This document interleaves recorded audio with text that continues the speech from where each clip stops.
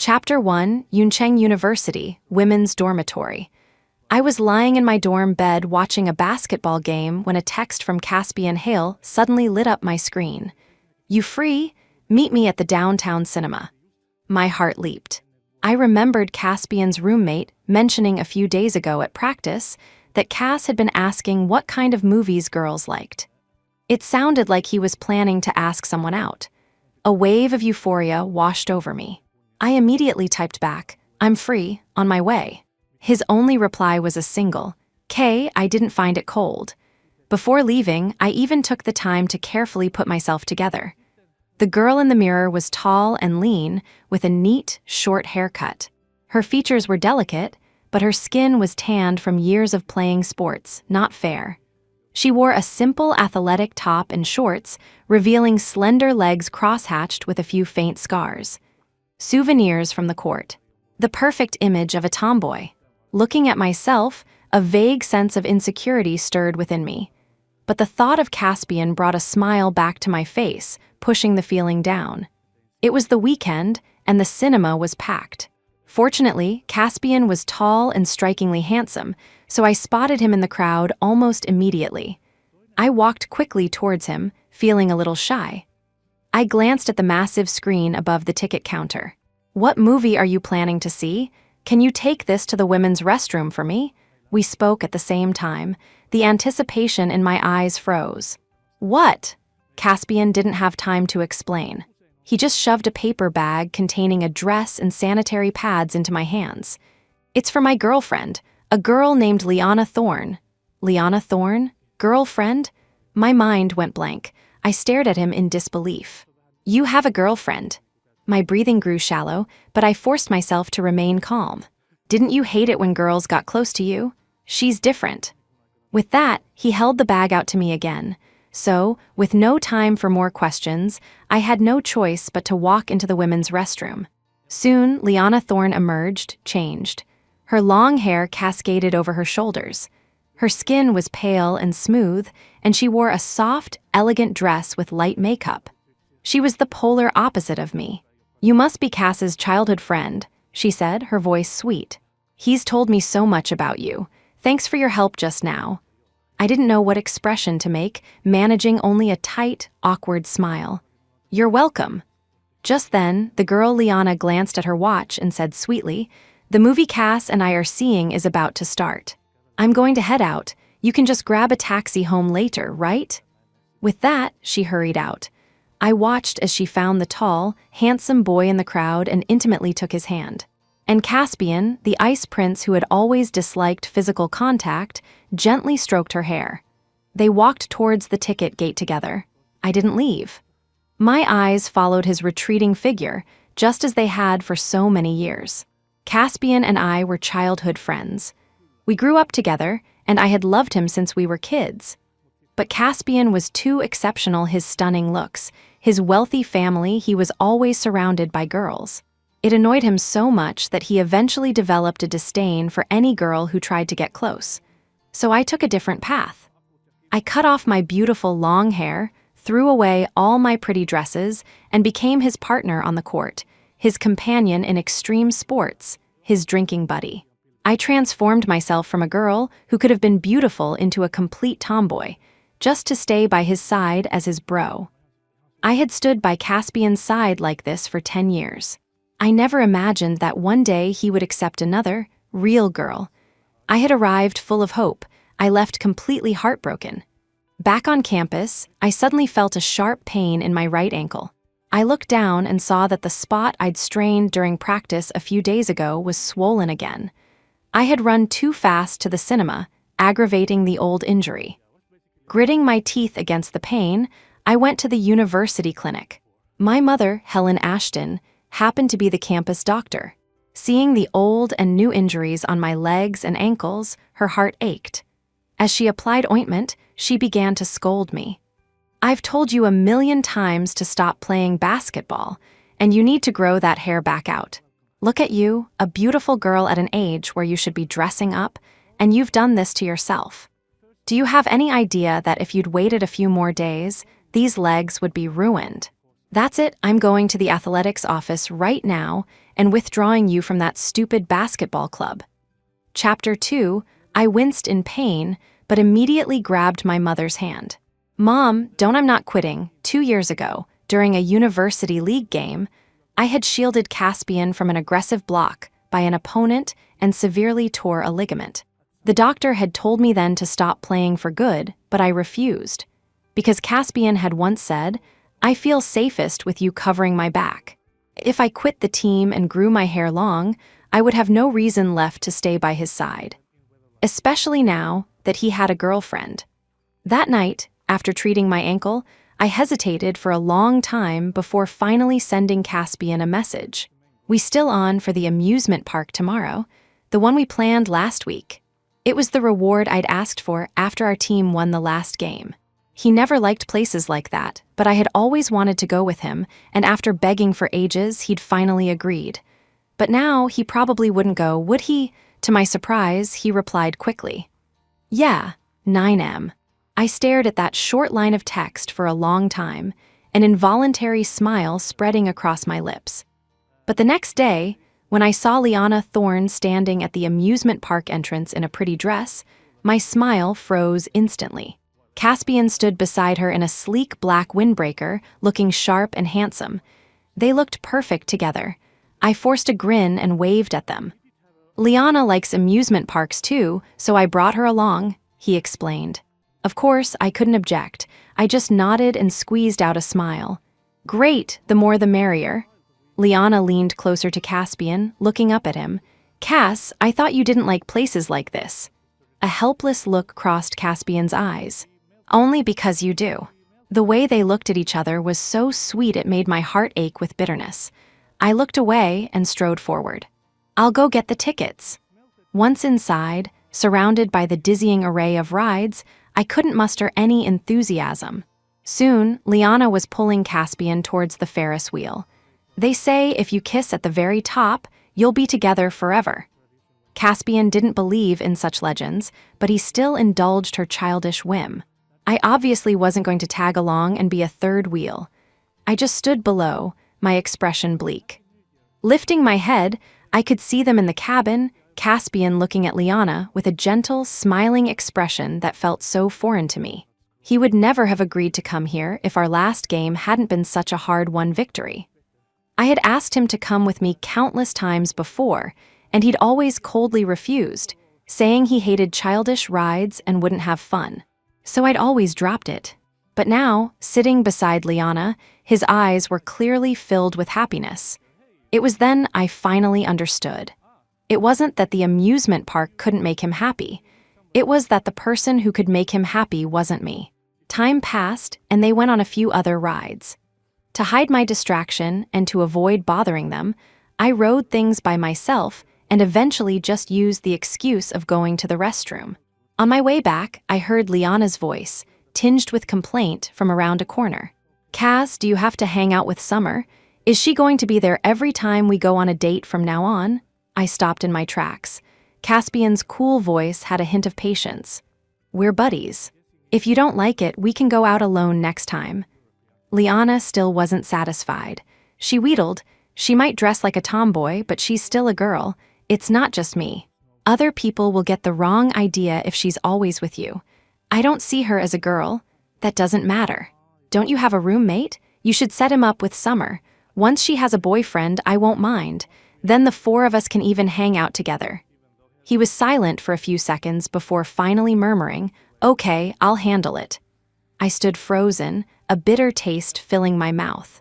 The person I had loved for 10 years said he never saw me as a girl. And to appease his girlfriend, he was going to set me up with someone else. Caspian, couldn't you have at least left me a little dignity? Please don't do this. But that evening, back in my dorm, I received his text. You're a sophomore now. Ever thought about finding a boyfriend? I stared at my phone, a bitter smile twisting my lips. The next message came through a second later. I think you should start dating. I have a pretty decent roommate I can introduce you to. My eyes started to burn as I slowly typed out a reply. A minute later, in his dorm room, Caspian received my response. As he read the single word, a flash of surprise crossed his dark eyes. It said okay. Chapter 3 soon, Caspian sent me a contact card. The profile picture was a black cat, and the username was a single word. Caleb. His name was Caleb Shaw. I was cornered. I had no choice but to add him. After he accepted my request, Caleb wasn't overly forward. He introduced himself, and we exchanged a few polite, formal messages before the conversation died. He was probably just doing this as a favor to Caspian. And why wouldn't he? Who would be interested in a disheveled tomboy like me? With that thought, I turned off my phone and tried to focus on my schoolwork. The next afternoon, Caspian asked me to meet him at a cafe off campus. "How's it going with Caleb?" was the first thing he asked when I arrived, his eyes probing. I was taken aback. For some reason, I found myself lying. "It's going well." Caspian saw right through the lie in my eyes. He raised an eyebrow but didn't say anything. It was as if he fully expected me not to hit it off with the guy he'd set me up with. He poured me a glass of lemonade. "If you like him, you could give it a try." I forced a natural-looking smile. It's not like it happens that fast. A moment later, Liana emerged from the cafe's kitchen area, wearing a cartoon print apron and carrying a platter of cakes. "Summer, you're here. I'm learning to make desserts. Caspian brought you to be my taste tester. Come on, try some." Her voice was sweet, with no trace of the annoyance she'd shown at the amusement park. The cake was placed on the table, the fresh scent of mango and rich cream filling the air. Caspian had always hated sweets, but he didn't hesitate to pick up a fork and try a bite of each. He looked at Liana with approval, his voice low and magnetic. "They're all delicious." Liana beamed, her eyes curving into crescents. Then she turned and noticed my plate was untouched. Her tone shifted slightly. "Summer, why aren't you eating? Are you afraid my baking isn't any good?" Feeling her increasingly pointed stare, I opened my mouth to explain, but then Caspian glanced at me, his eyes cool. "It's Liana's first time baking. Don't be a buzzkill." I saw the silent command in his gaze, and my heart went cold.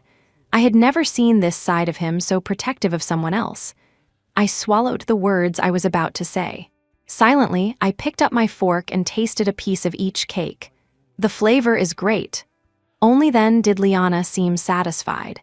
She linked her arm with Caspian's and said sweetly, "Then I'll make one just like this for your birthday, okay?" The romantic bubble around them was impenetrable. I sat there stiffly, feeling utterly redundant. I didn't stay long.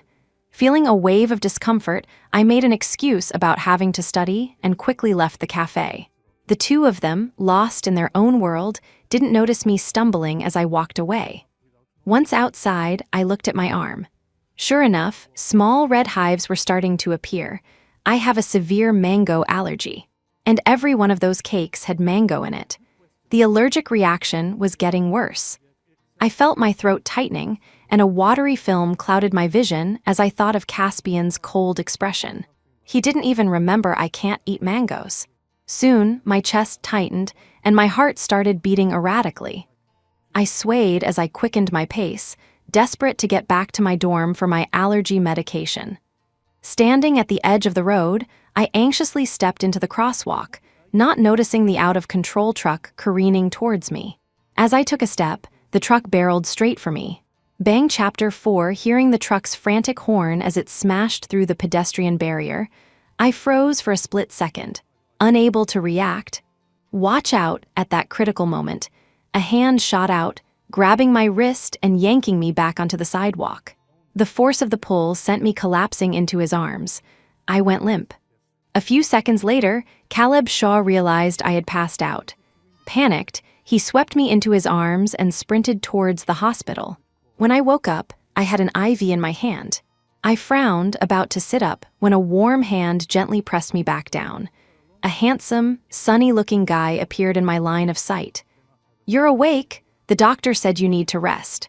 Don't get up yet." I stared at him for a moment, trying to recall what happened before I fainted. I did remember a guy pulling me out of the way. "You saved me," Caleb nodded, his voice full of concern. "Luckily, it didn't hit you. But the doctor said your allergic reaction was severe. You have to stay for observation for a couple of days. You absolutely can't eat anything you're allergic to ever again."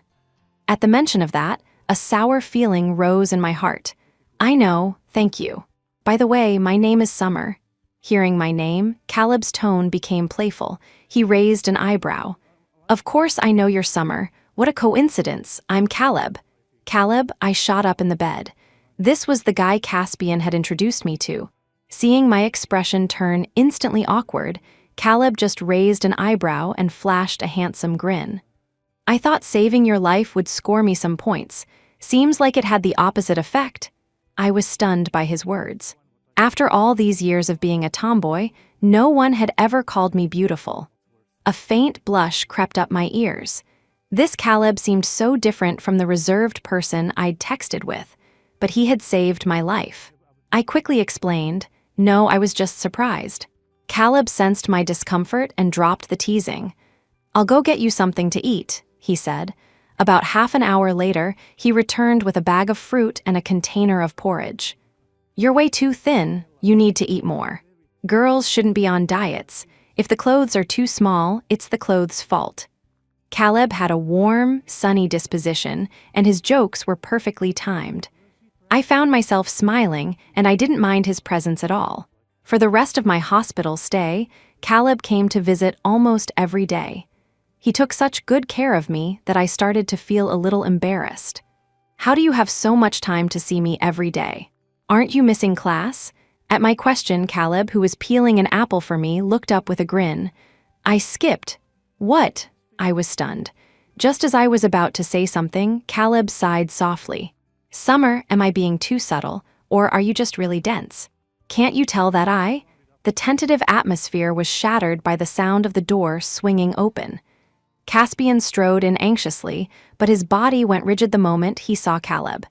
He looked at me, his tone tinged with displeasure. Why didn't you tell me you were in the hospital?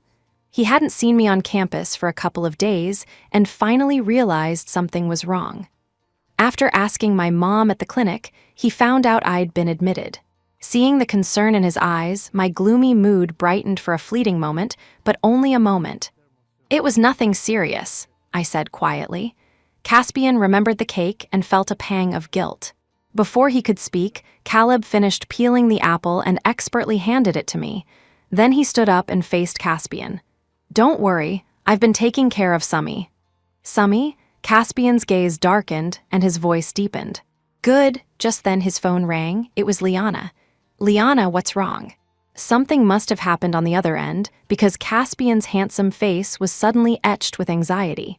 He hung up and prepared to leave. I'm glad you're okay. I have to go. I'll come see you again. I suppressed the bitterness welling up inside me and nodded silently. Chapter 5, Caleb walked Caspian out.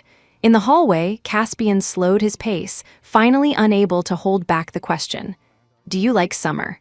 Caleb was good-looking, tall, and generally easygoing, making him popular on campus.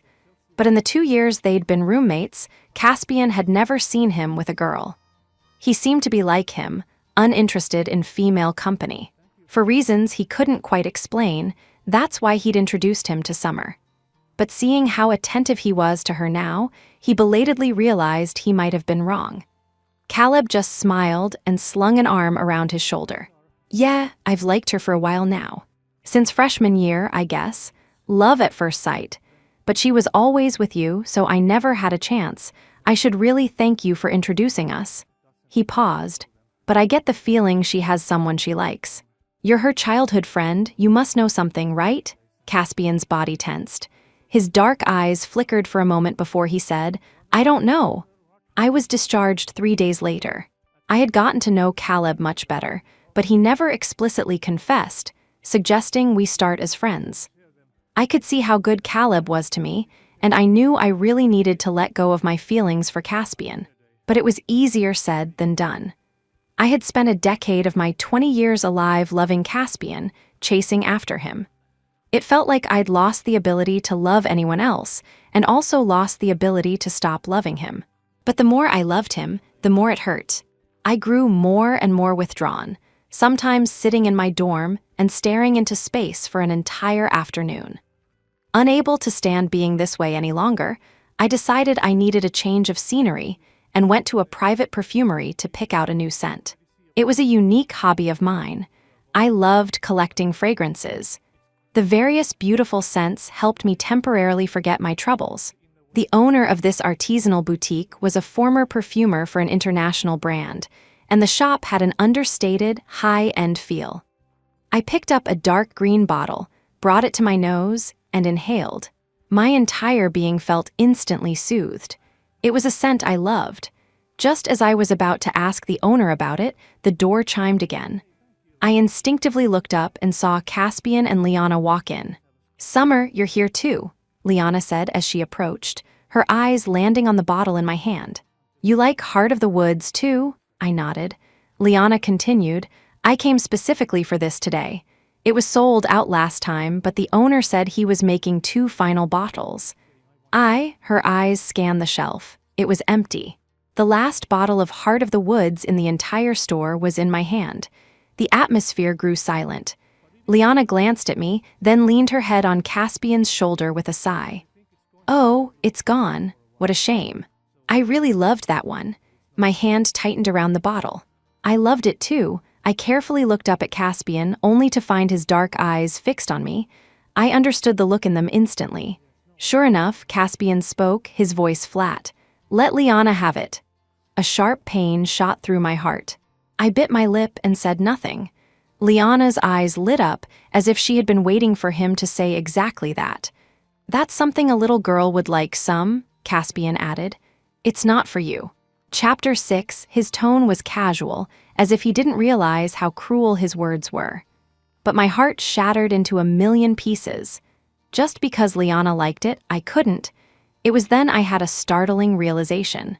Caspian didn't seem to remember anything about me. He didn't remember my mango allergy. He didn't remember that I loved fragrances. And he didn't remember that many years ago, when I'd run away from home after a fight with my parents. It was he who had given me my very first bottle of perfume. My habit of turning to scents when I was sad started at that very moment. Swallowing my pain, I handed the bottle of Heart of the Woods to Liana. After they left, I lingered for a moment. Before leaving myself, I asked the owner one last time, and he confirmed he would not be making that scent again. I walked out of the store, utterly dejected. As I stepped onto the street, Caleb was walking towards me from down the block. He was about to call out a greeting when he saw the look of pure desolation on my face as I turned away. He froze, his eyes drifting up to the name of the perfumery. 2 days later, at the basketball training facility. After practice, everyone else had left.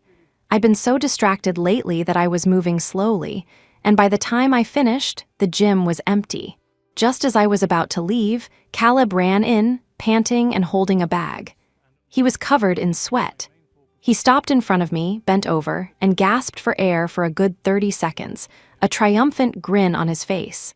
"What's wrong with you?" I asked. He straightened up, handing me the bag with a mysterious flourish. "A gift for you."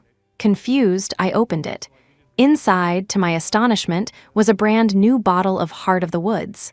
I pulled it out in disbelief and even uncorked it to smell. The scent was identical. I was shocked and delighted. "Where did you get this?" The owner said he wasn't making it anymore.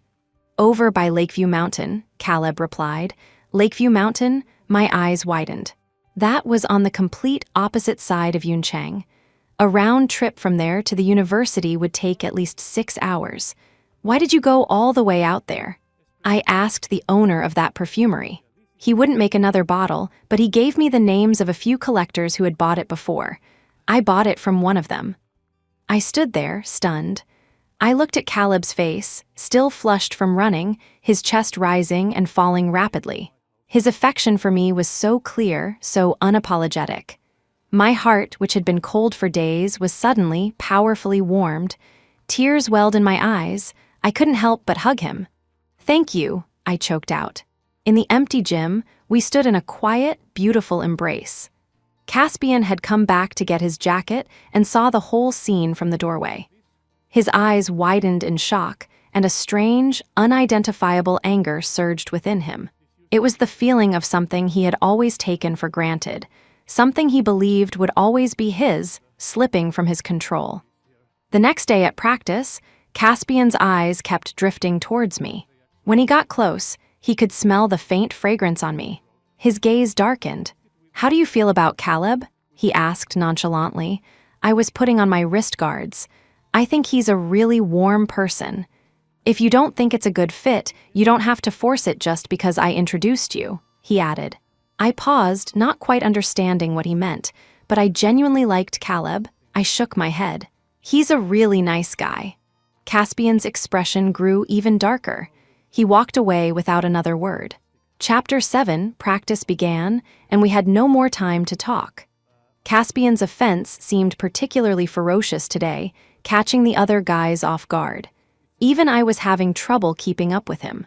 With my old injury, pushing myself faster than usual was a risk. In one swift move, I twisted my foot. The old ligament strain in my ankle flared up, and I fell to the ground in a heap of pain. "Summer, what's wrong?" Practice stopped temporarily as my teammates rushed over to help me up. Caspian, however, only glanced at me once. He offered no words of concern. Instead, he said coldly, "If you can't keep up, you're wasting everyone else's practice time." My face paled. "I'm fine," I mumbled, embarrassed. "I just need to put some ointment on it." As my teammates helped me to my feet, I instinctively looked for him, only to see his back as he walked away. A lump formed in my throat, and I fought back the tears. It wasn't until that evening that he texted me. "Take some time off to recover. You don't need to come to practice for a while." Remembering his attitude earlier, I typed carefully, "Are you upset?" "No." Suddenly, I didn't know what to say. Before, whenever Caspian had time to chat, I would rack my brain for topics to keep the conversation going.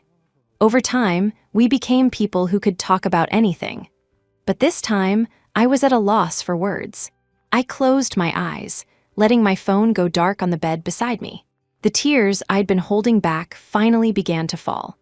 Once I stopped going to basketball practice, I realized that Caspian and I no longer had any overlap in our lives. Without realizing it, days passed without us seeing each other. One afternoon, I was focused on a term paper in my dorm when Caspian called. The background was noisy as he asked if I could bring an umbrella to the auditorium. I glanced out the window. It was covered in a misty haze. A heavy rain had started sometime without me noticing. I immediately dropped what I was doing and searched the entire dorm, but could only find one umbrella. My roommates had taken the others. Not wanting to waste a second, terrified Caspian would get soaked, I grabbed the umbrella and ran out into the downpour. When I reached the auditorium, there were dozens of students huddled under the eaves, waiting out the rain. I ran over and found Caspian. And there, sheltered in his arms, without a single drop of rain on her, was Liana. I froze, instinctively apologizing. "I'm sorry, I could only find one umbrella in my dorm." I had assumed he was alone. My plan had been to walk him back to the men's dorm and then return by myself. But now, one umbrella clearly wasn't enough for 3 people. Liana clung to Caspian tighter. "Cass, I'm so cold." The temperature had dropped suddenly, and she was still wearing a light skirt. Caspian's expression tightened. He turned to me. Wait here. I'll take Liana back first, then I'll come get you." It was the choice I expected. I didn't even have time to feel disappointed before I was handing him the umbrella. "Wait for me here," he said before turning to leave with his arm around Liana. I nodded, watching them go. The rain didn't let up. People came and went from the shelter of the auditorium, and the crowd thinned. I crouched in a corner, staring out into the rain, waiting for Caspian to return. But I waited for a long, long time. I watched as, one by one, the other stranded students were picked up, until I was the only one left. I waited until the sky grew dark and the lights in the nearby classrooms flickered on. Caspian still hadn't come. I wanted to call him, but I realized I'd left my phone in my room. Outside, the rain poured down. Inside, the massive auditorium felt empty and lonely with just me. Crouching in the corner, my heart ached with a deep, gnawing sorrow. When the sky was completely black and the rain showed no sign of stopping, I finally stood up. Without hesitation, I ran out into the storm, all the way back to my dorm. Chapter 8. My roommates were stunned when they saw me, completely drenched. Rainwater streamed from my short hair, dripping from every part of my body. A drop ran down my cheek and to the corner of my mouth. It tasted salty and bitter. I was freezing, every cell in my body trembling. Silently, I grabbed a change of clothes and went into the bathroom. When I came out, I was finally dry, but my eyes were rimmed with red. It wasn't until 8 o'clock that Caspian finally called. I'm so sorry. Liana had a bit of a fever, and I got busy taking care of her. I forgot to come back for you. Are you still at the auditorium? A lump formed in my throat. My hand holding the phone tightened. After a long pause, I said softly, I'm back in my dorm. He sighed in relief on the other end, told me to get some rest, and hung up. Late that night, I lay in bed with my eyes open, silent tears soaking into my pillow. After getting caught in the rain, I came down with a bad cold. When Caleb found out, he showed up at the women's dorm with 2 big bags of medicine. He then proceeded to scoop me out of bed, where I'd refused to move, and carried me to the hospital for an IV drip. Summy, isn't your birthday coming up soon? Caleb asked suddenly as he walked me back to my dorm after the drip. I paused. I'd almost forgotten that my birthday was in 2 days. I never used to like celebrating my birthday, because the grandmother who doted on me most had passed away on that day. In the past, every year on my birthday, Caspian would go with me to the Golden Peak Monastery in Yuncheng to get a peace cord. We would eat birthday cake on the mountain, make a wish, and blow out the candles, a ritual to ensure my safety and peace for the year ahead. But this time, would Caspian still go with me? I didn't dare to hope, but I couldn't stop myself from hoping. Because in the past 10 years, he had never once missed it. The days passed, and Caspian never said he wasn't going with me this year, so I assumed he still would. He would probably just bring Liana along. Soon, my birthday arrived. I went to Golden Peak Monastery by myself first. Looking at the familiar surroundings, 10 years of memories, both bitter and sweet, flooded my heart. I stood there quietly, waiting for Caspian and perhaps Liana to arrive. I still believed he would come. It was our promise. The wind picked up. I waited for a long, long time. Pilgrims came and went from the monastery, but none of them was the person I was waiting for. Maybe he's just running late. Or on his way, I kept making excuses for him. To distract myself, I opened my phone and happened to see a video posted by a girl from my department. The video showed a giant, heart-shaped pink hot air balloon floating in the sky, its basket filled with roses. The girl's caption read, "Someone else's boyfriend. So jealous." My eyes froze on the figures in the balloon. I clicked on the video, staring unblinkingly at the 2 people inside. It was Caspian and Liana. He had his arms around her waist, and they were locked in a deep kiss. Something inside me shattered. The video was only 10 seconds long, but I played it over and over, 20 times or more. Finally, unable to bear it any longer, I slammed out of the app. Tears welled in my eyes as I dialed Caspian's number. It rang and rang with no answer. I don't know how many times I called before he finally picked up. Chapter 9, Hello, Sum? The moment I heard his voice, my nose tingled with the urge to cry. I'm at Golden Peak Monastery, I said quietly. Are you still coming? There was a moment of silence on the other end. Sorry, I forgot. Today is my 1-month anniversary with Liana. I had thought he was just running late, or at worst, that he was busy, but he forgot. He actually forgot. A 1-month anniversary. 10 years couldn't compare to 1 month. I was trembling, unable to speak. Logically, I knew he had a girlfriend now, and it was normal for him to be with her. But my heart was still torn to shreds. Before I could say anything, I heard Liana's muffled voice in the background. Who is it? What a buzzkill, calling you at a time like this. Is it summer again? God, those secret admirers are the most annoying. Can you believe she's had a crush on you for 10 years? And you can't even tell her to stop clinging to you? The call was abruptly disconnected. Boom. My ears were ringing, as if something inside me had cracked. I stood frozen, as if plunged into an icy cavern. What did Liana say? Secret admirer? 10 years? So, Caspian had known all along. He knew about my secret crush, and he knew that my entire tomboy persona was a 10-year act to stay close to him. I don't know how long I stood there before I remembered the one thing that could have possibly revealed my secret. Like a madwoman, my hands trembling, I frantically called my mom. "Mom, the diary I was writing before I went to college, where is it? Can you help me find it?" It was the first time my mother had ever heard me cry like this. Thinking something terrible had happened, she rushed to my room to search, but she couldn't find it anywhere. Finally, a memory seemed to strike her. Oh, that diary. There was a time Caspian came over to borrow some books. I think I might have accidentally put it in the stack I gave him. All my suspicions were confirmed in an instant. That diary contained every secret thought about my crush, every sketch I had drawn of Caspian during class playing basketball, drinking water, sleeping. Anyone who even glanced at it would know how deeply the owner of that diary loved a boy named Caspian Hale. So Caspian had known all along. And all along, he had pretended not to.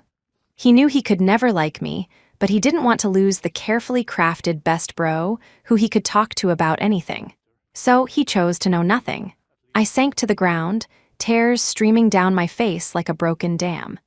The weight of this decade-long crush was finally crushing me. I had always believed that if I waited long enough, my day would come. Only now did I realize it never would. It was never going to happen. I don't know how long I cried before a warm embrace enveloped my cold body. I looked up and saw it was Caleb. He pulled my trembling body into his arms, stroking my head. "Summy, let him go." I didn't even have the energy to wonder how he knew. My voice was hoarse. "I want to, but it's too hard." It was so hard. Caleb's voice was gentle. "How do you know it's hard if you don't even try?" With that, he pulled something from his pocket. It was a peace cord from Golden Peak Monastery. "I got this for you yesterday." He tied the cord around my wrist, his expression tender. "Summy, happy birthday. In this new year, my girl will forget the person she wants to forget. And she will have peace year after year." Chapter 10, Summer was gone. It took Caspian a few days to realize it. Her phone went straight to voicemail, she wasn't in her dorm, and she hadn't even been to class. It wasn't until he went to her department and asked her academic advisor that he learned the truth. Summer had taken a 1-month leave of absence. The news hit him with a wave of unprecedented panic. Summer would never just disappear for so long. Most importantly, she would never do it without telling him. As far as he could remember, he was woven into every single detail of her life, an omnipresent figure. He suddenly wondered, was she angry about her birthday? Or was it because of what Liana had blurted out about her crush? For reasons he couldn't explain, he had kept Summer's diary with him. But one time, Liana had accidentally seen it. He had known. He had always known Summer liked him, but he had never known what his own feelings for her were. He'd rejected so many girls that he didn't even know what it felt like to actually like someone. Even getting together with Liana was only because the only thing he knew for sure was that he couldn't lose Summer. Caspian Hale could not lose Summer Ashton. He could lose anyone else but not her. So he had chosen the easiest path, denial. Only then could things stay the same. He had been so certain she would never leave him. Even when he introduced her to Caleb, he was utterly convinced that Summer, whose heart was filled with him, would never get with someone else. But now, something felt terrifyingly out of his control. His heart felt like it was being squeezed in a vice, making it hard to breathe. After a full month of waiting, finally, Summer returned, and Caspian almost didn't recognize her. Her once neat, short hair had grown out, and she was wearing a beautiful red dress. Her delicate face was adorned with elegant, light makeup. She was stunning. Caspian's throat felt tight. "You're back." Summer gave him a faint smile, but the look in her eyes felt foreign to him. "Yeah." Caleb picked me up. Caspian's breath caught in his chest. A current of displeasure shot through him.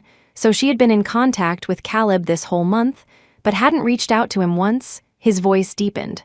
"Where did you go?" "Tibet." "To find myself." She smiled slightly. "When I reached the summit of Everest, I finally made peace with myself." She looked at him frankly. The words she'd never had the courage to say before now came out effortlessly.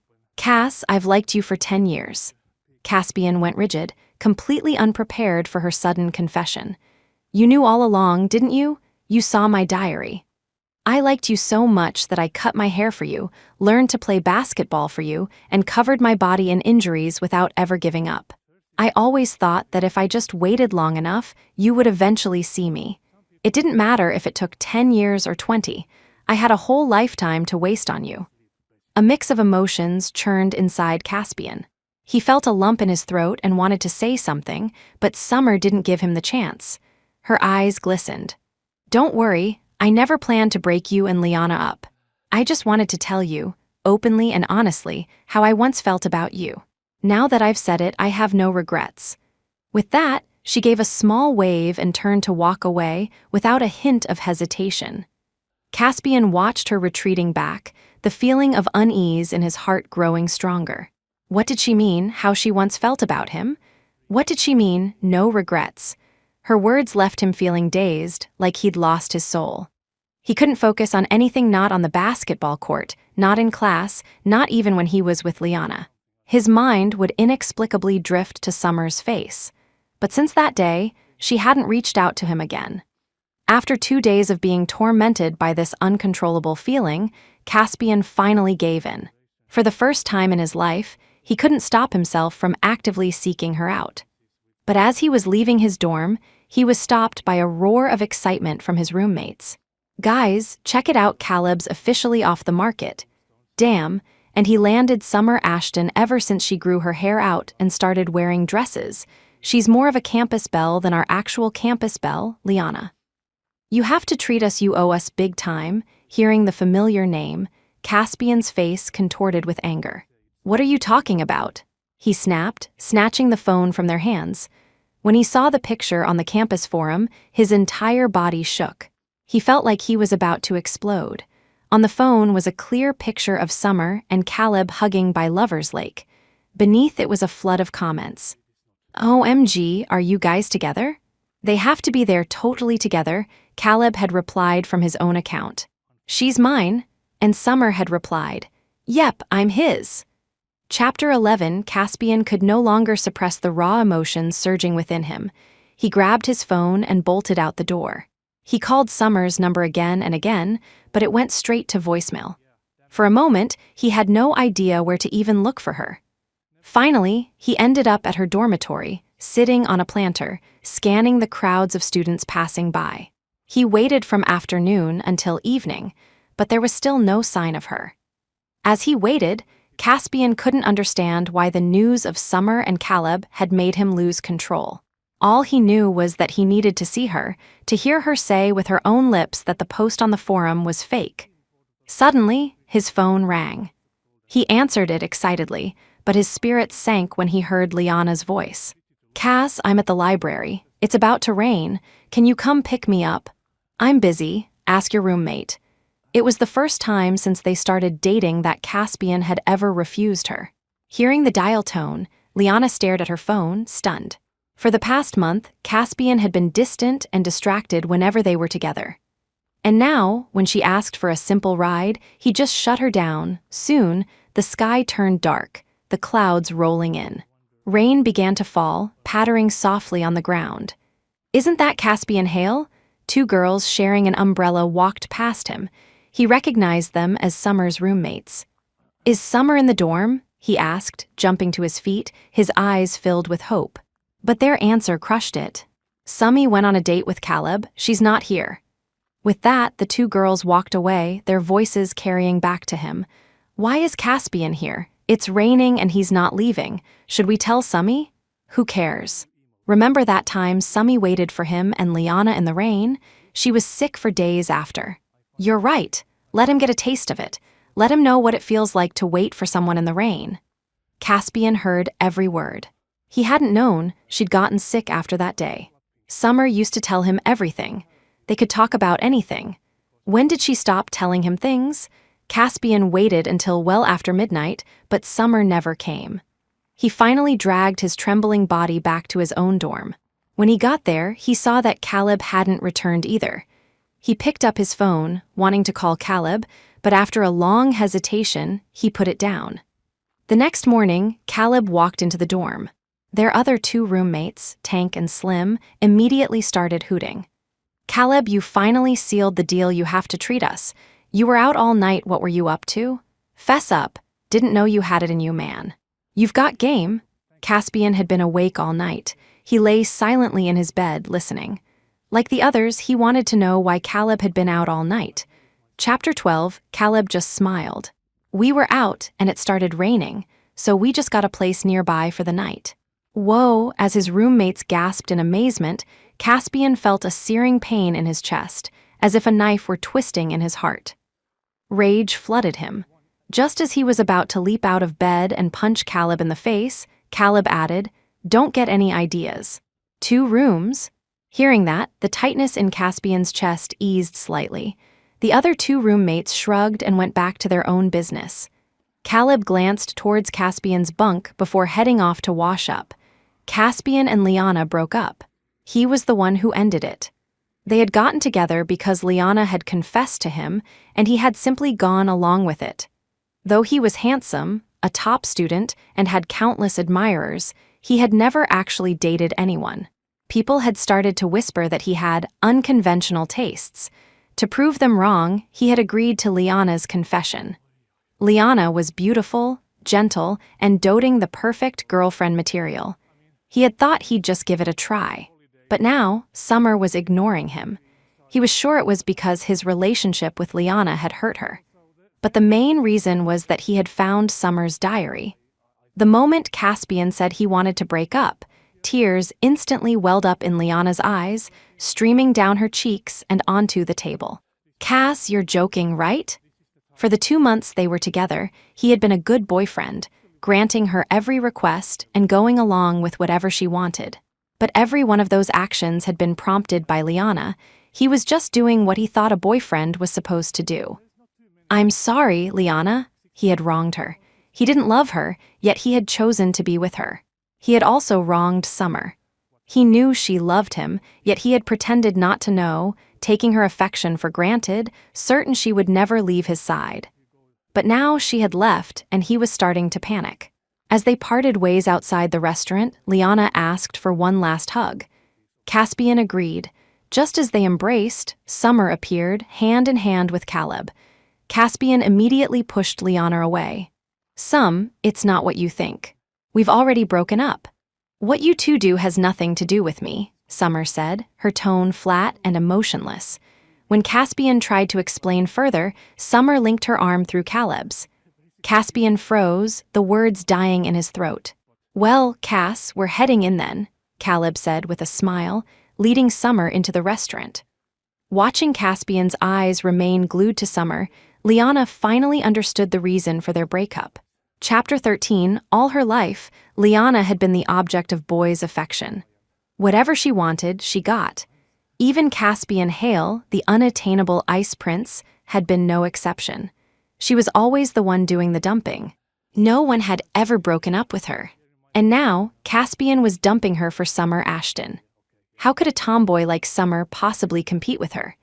Even though Summer now had long hair, wore dresses, and put on makeup, in Liana's eyes, she herself was still the most beautiful and superior one.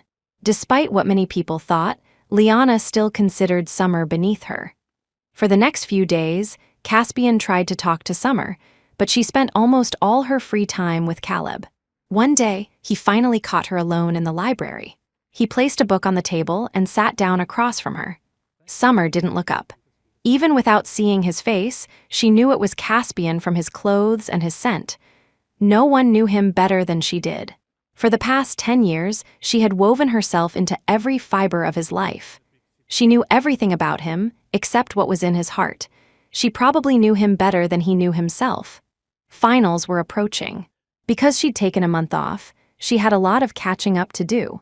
Summer's gaze remained fixed on her book. After a while, assuming the silent figure across from her had left, she prepared to look up. Just then, a long, slender hand slid a note in front of her. "Want to get dinner later." The handwriting was fluid and strong. Summer slowly raised her head, meeting Caspian's deep-set eyes. It had always been her initiating things with him. Caspian had almost never sought her out, let alone asked her to dinner. It was always her dragging him along. Seeing Summer take the note, Caspian's handsome face lit up with joy. But when he saw the note she slid back, his expression darkened instantly. On it was a single, large word, "No." Can we please just talk?" Caspian whispered. When she ignored him, he pressed on. "Why didn't you tell me you were sick? I know you're mad that I forgot your birthday. I'm sorry. I'll make it up to you, okay? You can be angry with me, hit me, yell at me, just please don't ignore me." "Summer, say something." Caspian's voice grew from a whisper to a desperate, emotional plea. In the quiet library, they quickly became the center of attention. Chapter 14. Summer stood up and pulled Caspian outside with her. With him constantly distracting her, she couldn't focus on her books anyway. And she didn't want to disturb others because of him. She led him to the library entrance and then let go of his arm. "Caspian, what exactly are you trying to do? Why are you ignoring me? Are you just going to throw away our 10-year friendship just like that?" Summer didn't know how he could even ask that question. He was the one who knew she'd been in love with him for a decade, but acted like he had no idea, letting her orbit him like a fool. "Caspian, I thought I made myself clear. Let's just leave it at this." With that, she turned to leave. "What do you mean, leave it at this?" Caspian shouted at her back. Summer's steps faltered for a second before she continued walking. She didn't see the look of utter desolation and helplessness on his face. Caspian stared at her retreating figure until she disappeared from view. He felt as if something vital had vanished, leaving a hollow space in his heart. He didn't realize when his eyes had filled with bloodshot veins. It was the middle of summer, but a chill spread from his chest throughout his body, as if he had been plunged into an ice cave. Summer and Caspian were in different majors. Outside of the basketball team, their paths rarely crossed. Only now did Caspian realize that seeing her every day had always been the result of her deliberate effort. And now that she said she didn't like him anymore, she had vanished from his world. But Caspian didn't believe her. He refused to believe that 10 years of feelings could be erased so easily. He was still desperate to talk to her properly. Knowing she came to the library every day, he waited for her there, day after day. But Summer had nothing left to say to him. She treated him like air, ignoring him completely. Time flew by. Finals ended, and the much-anticipated summer break arrived. Caleb wasn't from Yuncheng, so he was naturally going home for the break. Summer went to the airport to see him off. Just before boarding, Caleb pulled her into a tight hug. "I'll come back early." "Okay." Summer returned the hug, patting his back gently. When she got home, she found Caspian sitting in her living room. Her mother was busy in the kitchen. Hearing the door, Helen Ashton came out with a plate of watermelon. You're back, have some watermelon." Before Summer could react, her mother grabbed her bag to leave. "Mom, where are you going?" Helen was a doctor at the university clinic. Now that it was summer break, she only had to work rotating shifts. "A colleague had a family emergency, so I'm covering her shift today. Caspian, stay for dinner, okay? I'll be back soon." With that, her mother was gone, leaving just the two of them in the large house. Chapter 15. "What are you doing at my house?" Summer asked, breaking the silence. Their families lived in the same neighborhood. They had met as children playing outside and became friends. Later, they attended the same middle school, high school, and now, the same university. "I saw Auntie Helen outside carrying a lot of groceries, so I helped her bring them up." Caspian's parents were workaholics, often away on business trips. Because of his friendship with Summer, Helen would frequently invite him over for dinner when his parents were gone. Over time, their parents had become friends as well. Summer's father, Robert Ashton, was the chief of surgery at Yuncheng First People's Hospital and was also incredibly busy, rarely home. When he was, it was usually very late. So for most of her life, her constant companions had been her mother and Caspian. The same was true for him. Since her mom had invited Caspian to stay, Summer couldn't very well kick him out. She retreated to her room instead. Caspian followed and knocked on her door. Can I come in?" He waited for a while. When there was no response, he was about to turn away, but the door opened. Through the gap, Caspian noticed some changes in her room. The basketball posters that used to cover her walls were gone, replaced by other art prints. Summer followed his gaze, then looked back at him. "Let's go, we need to talk." They sat facing each other in the living room. Caspian sat up straight, tense like a child waiting to be reprimanded. "I'm sorry, I forgot your birthday. Whatever you want as compensation, I'll give it to you." A small, wry smile touched Summer's lips. "Caspian, do you really think I'm only mad because you forgot my birthday? Then what is it? Is it because of Liana?" "We already broke up." Summer fell silent.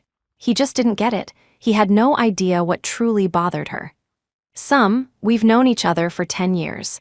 For 10 years, we've been best friends who could talk about anything.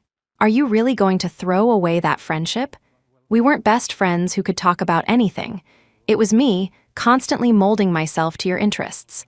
Caspian, you still don't understand. Caspian, we're still friends, she said, deciding not to voice her true thoughts. It would be a waste of breath. Hearing her words, Caspian's eyes lit up. "So, you and Caleb, that's fake, right? You're just trying to make me angry." "Caleb and I are together. Isn't that what you wanted? We're friends and Caleb is my boyfriend. The two aren't mutually exclusive." The word boyfriend hit Caspian like a ton of bricks, crushing the air from his lungs. Don't do something stupid just to spite me." Chapter 16. Summer smiled faintly. "Caleb and I like each other." Caspian's face went rigid. He opened his mouth but couldn't find any words. Summer continued, "Caspian, you've never really known me." Her tone was even, her expression unreadable. Back at his own home that night, Caspian opened Summer's diary. Every page was filled with her dense handwriting, interspersed with numerous pencil sketches. Every single one was of him. He held the diary for a long time before finally putting it down, unopened. This was Summer's 10-year secret. The Summer of today probably wouldn't want him to read it. Besides, he didn't need to read it to guess the contents. It was a chronicle of her 10-year love for him. The little moments, the beautiful times they had shared. Caspian still didn't know how to face her. He couldn't lose her, but he also couldn't accept her being with someone else. Is this what it feels like to be in love? Do I love Summer? He had never seriously considered the question before. He'd always believed that friendship was the most stable foundation. To outsiders, he had a great family, parents who were successful. But who knew that his parents were almost never home, and when they were, it was just to argue. They stayed married only because their business interests were too entangled, and partly for his sake. After their talk at her house, he and Summer didn't see each other again. Feeling suffocated, Caspian called his old high school friend, Mason Reed, to go out for a drink. Mason had been in his class, and they were good buddies. They still kept in touch after starting university. When Mason arrived at the bar, Caspian was already drinking. He sat down across from him and looked around. "Just you, where's Summer?" At the mention of her name, Caspian's hand, holding his glass, paused for a fraction of a second before he tipped it back again. As Caspian opened another bottle to pour, Mason stopped him. "Don't drink anymore." Ever since he'd arrived, Caspian had been drinking in silence, not saying a word. And the fact that Summer wasn't there was incredibly strange. In high school, everyone knew that wherever Caspian was, Summer was sure to be within a 10-meter radius. When people asked if they were dating, they would both deny it, insisting they were just friends. Eventually, everyone gave up speculating. But Mason, who was friends with both of them, saw things differently. It was obvious to him that Summer was in love with Caspian. And Caspian, what's gotten into you today? Summer confessed to me. Mason raised an eyebrow. This was hardly a surprise. He'd known for years. Only the two of them were blind to it. Chapter 17, and then, by the time she confessed, she didn't like me anymore. She said she just wanted to say it, so she wouldn't have any regrets. As he spoke, Caspian's voice grew choked. This was an outcome Mason hadn't expected. He had always assumed Summer would keep loving Caspian until he finally realized that he loved her too. In high school, Summer had gotten into a conflict with another girl who liked Caspian. That girl had called in some thugs she knew to corner Summer in an alley after school. When Caspian heard about it, he had charged out immediately. He single-handedly faced 7 or 8 guys, shielding Summer behind him, making sure she didn't get a single scratch. Even though Caspian was a good fighter, protecting Summer while outnumbered was tough. He ended up with a bruised face and spent several days in the hospital. After that incident, Mason was certain that Caspian was in love with Summer. He was just too stubborn to admit it. Mason never understood what he was thinking. If you like someone, just be with them, Caspian. Why don't you just tell her you've liked her for a long time too? Mason finally asked, unable to hold back the question that had bugged him for years. Do I like Summer? Caspian asked uncertainly, his voice so quiet it was hard to tell if he was asking Mason or himself. Duh, you might as well have, I love Summer written on your forehead. After hearing Caspian's side of the story, Mason thought he deserved to be ignored by Summer. But they were brothers, and as a brother, he had to offer some constructive advice. Caspian, if you don't want to lose Summer, there's only one way. Caspian was already quite drunk. He clutched his bottle, slowly lifting his head to look at Mason with pleading eyes. Mason sighed, then said with a serious expression, "Tell her you've liked her for a long time too. That's the only way she might come back." Those two were masters of hiding their feelings. One loved in secret, the other loved without knowing it. Mason couldn't help but shake his head, but he had a gut feeling they would end up together eventually. The next morning, as soon as he sobered up, Caspian grabbed Summer's diary and rushed to her house. Helen Ashton opened the door. "Caspian, have you been drinking?" He hadn't even changed his clothes and still smelled of alcohol. The moment he woke up, all he could think about was seeing Summer. He had to tell her. He loved her. Yes, he loved Summer he had for a very long time. "Auntie Helen, is Sum home?" Sum went to the airport early this morning. She said she's going to Ocean Crest to visit a classmate for a few days. She should be on the plane by now. After leaving Summer's house, Caspian frantically called her, but the calls went unanswered. He immediately bought a ticket to Ocean Crest. But as he stood at the gate, about to board, he hesitated. Once he got to Ocean Crest, where would he even find her? At Caleb's house? And what would he do then? Chapter 18 in the end, Caspian didn't get on the plane to Ocean Crest. Instead, he went to Summer's house every day to see if she was back. He had a million things he wanted to say to her, but he never saw her. Helen told him that Summer had gone directly from Ocean Crest to her grandmother's place and wouldn't be back until right before the new semester started. Caspian wanted to call her, but he felt it was something that couldn't be said over the phone. He texted her every day, asking when she was coming back, what she was doing. Most of the time, he got only a brief, detached reply. Often, she didn't reply at all.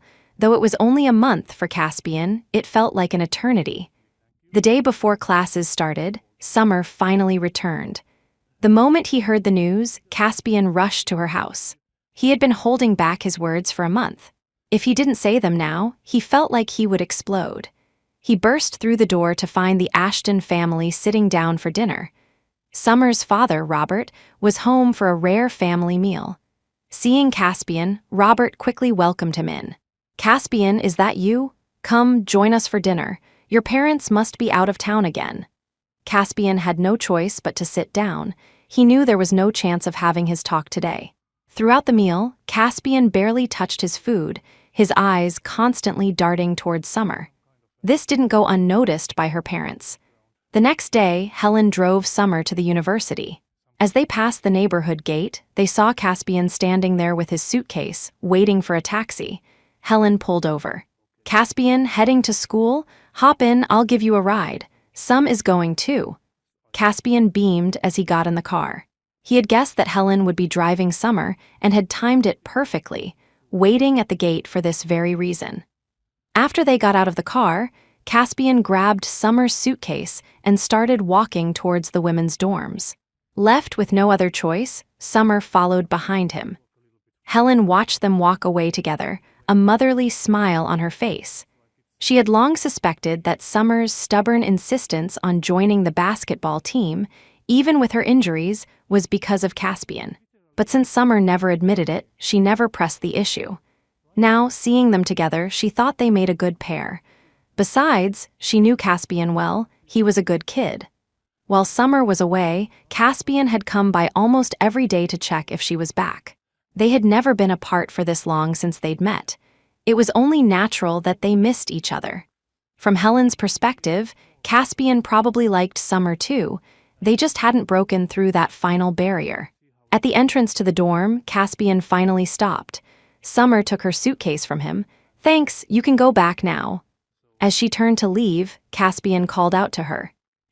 I have something to tell you." His voice was low, laced with a slight tremor that betrayed his nervousness. Summer had never seen him like this before. "Go on. I love you." Chapter 19, after a moment of silence, Summer finally spoke. "Caspian, you don't love me. You're just used to me being around. Now that I'm suddenly gone, you feel uncomfortable, and you've mistaken that for love." "No, that's not it," Caspian argued anxiously. "I really love you, and I have for a long time." Summer's brow furrowed, her expression complex. "Caspian, do you even believe what you're saying?" Everything I'm saying is true." "Fine, whether it's true or not, I don't love you anymore. So please, don't say these things to me again." Caspian had rehearsed this confession countless times in his mind, but he had never imagined this would be her reaction. Without another word, Summer turned and walked into the dormitory with her suitcase. When Caspian got back to his room, his other two roommates were already there. Caleb hadn't arrived yet. "Cass, wanna grab dinner tonight? Caleb took an extra few days off, he'll be back later." "No thanks, you guys go." Caspian opened his suitcase and began unpacking. He had brought Summer's diary with him, intending to return it after his confession. But now, he looked at the diary for a moment before placing it under his pillow. His roommates noticed his mood was off, but figured he was just down about the start of a new semester. They didn't ask, just finished unpacking and went out to eat. Caleb arrived on the third day of the semester. He brought back local specialties from Ocean Crest for everyone, with an especially large portion for Caspian. He said it was to thank him for setting him and Summer up. His words were like a knife twisting in Caspian's heart. That evening, Caspian asked Caleb to meet him on the roof. They sat on a worn-out old bench, the evening breeze washing over their faces. "Caleb, I love Summer." Caspian got straight to the point. He knew it was a low blow. They were roommates, brothers, but he couldn't lose Summer. "I know," Caleb said calmly. When he was a freshman, Caspian had dragged his roommates to watch one of his basketball games. From the stands, Caleb's eyes were immediately drawn to the girl on the court with short hair, sweat glistening on her face. Even in a baggy uniform, without makeup, and with a tan from years of sports, Caleb saw her as the most dazzling person in the crowd. He had never seen a girl like Summer before. He was captivated. But Summer was always trailing behind Caspian. He could tell she loved him. So he never told anyone about his feelings and never found an opportunity to approach her. For 2 years, Caspian hadn't shown interest in any other girls either. Caleb had assumed he liked Summer too. They were childhood friends. If they loved each other, he knew he didn't stand a chance. But then Caspian got a girlfriend and introduced Summer to him. He had been both shocked and overjoyed. Chapter 20 later, when Summer took a month off to clear her head, Caleb could tell that Caspian was just going through the motions in everything he did. And when Summer returned, Caspian had immediately sought her out. Caleb had been there. Though Caspian hadn't said anything, as another man, Caleb could see it in his eyes. Caspian was in love with Summer. He just hadn't realized it yet. At the time, Caleb had selfishly hoped Caspian would never figure it out, even though he knew it was impossible. Caspian hadn't expected Caleb to say that. After a long silence, he asked, "How did you know?" Caleb didn't answer. In the darkness, Caspian couldn't read his expression. Could everyone see how he felt about Summer, except for him? Had he been living in denial? He was afraid of losing her, so he never dared to possess her, never dared to admit he loved her. And because of his cowardice, he had caused her so much irreversible pain. Now, he didn't want to overthink it anymore. He didn't want to worry about the consequences. He only knew he couldn't lose Summer. He wanted to hold her tight and never let her go. Caleb, let's compete for her. Fairly. Caspian turned to face him, his expression serious, his voice low. Okay. A frosty expression seemed to settle over Caleb's face. His brow was tightly furrowed, his look grave. Back in the dorm, their other two roommates sensed the tense atmosphere between Caspian and Caleb, but couldn't pinpoint the cause. So, they said nothing, and life went on as usual. It was their junior year, and the course load was lighter. Summer used to spend all her free time at the basketball club just to be with Caspian. But now, she wanted to do things she genuinely loved. Summer was an art major. She had gotten into the university, with the top score in her department. The past 2 years had been a detour, but now she was ready to pick it back up. Summy, off to the art studio again? Yep, Summer said, grabbing her bag and heading out the door. Today, she wore a pale blue dress, her hair clipped up, a canvas tote bag slung over her shoulder. A gentle breeze rustled her hair, giving her an air of soft elegance. After a summer away from the constant outdoor sports with Caspian, her skin had transformed from tan to a delicate, fair complexion. Anyone who didn't know her well would never recognize the Summer of today as the tomboy who used to run around the courts with a group of guys. Summer? A male voice called out from behind her. She turned to see a guy in a basketball jersey holding a ball, staring at her in shock. Chapter 21, the guy was on the basketball team. His name was Kyle Price. Kyle studied the girl in front of him for a moment before he was certain it was her, the same Summer, who was never afraid of hard work, who would train and play with them even when she was injured. Why haven't you been to practice lately? We haven't seen you in ages. I'm not on the team anymore, Summer said simply. Why? Summer didn't want to admit she had only played basketball for Caspian's sake. She just smiled. My major is too demanding. I was already falling behind because I spent so much time playing. Wow, that's a real shame. Everyone on the team, except for Caspian, had really liked Summer. She was the only girl, and even with her short hair and tan, it was clear she was a beauty. She had a great personality and was friendly to everyone. She never asked for special treatment, doing everything just like the guys. And she was a damn good player. Some of the guys on the team couldn't even keep up with her. After a brief chat, they went their separate ways. The art studio was mostly empty, with only a few scattered students. It was the weekend, and most people were out having fun. Summer could spend hours in the studio, often forgetting to eat lunch. It was 5 o'clock in the afternoon when she finally packed up her supplies and left. She and Caleb had plans for dinner tonight. The university cafeteria was actually quite good, but you could only pay with a student ID card, which made some outsiders go to great lengths to borrow one just to try the food. Summer still had a bit more work to do on her painting and planned to go back later that night, so she and Caleb decided on a simple meal at the cafeteria. Just as they got their food and sat down, they saw a few familiar faces. Hey, isn't that Caleb? And the girl across from him is Summer, right? Wow, she's even prettier in person than in the photos. The voices belonged to Caleb's two roommates, Tank and Slim. Standing beside them was Caspian, his eyes fixed on Summer, not saying a word. The group brought their trays over and sat down next to them. Caleb pointed to his roommates and introduced them to Summer. This is Tank, and this is Slim. The two were inseparable and had earned their nicknames for being polar opposites in build.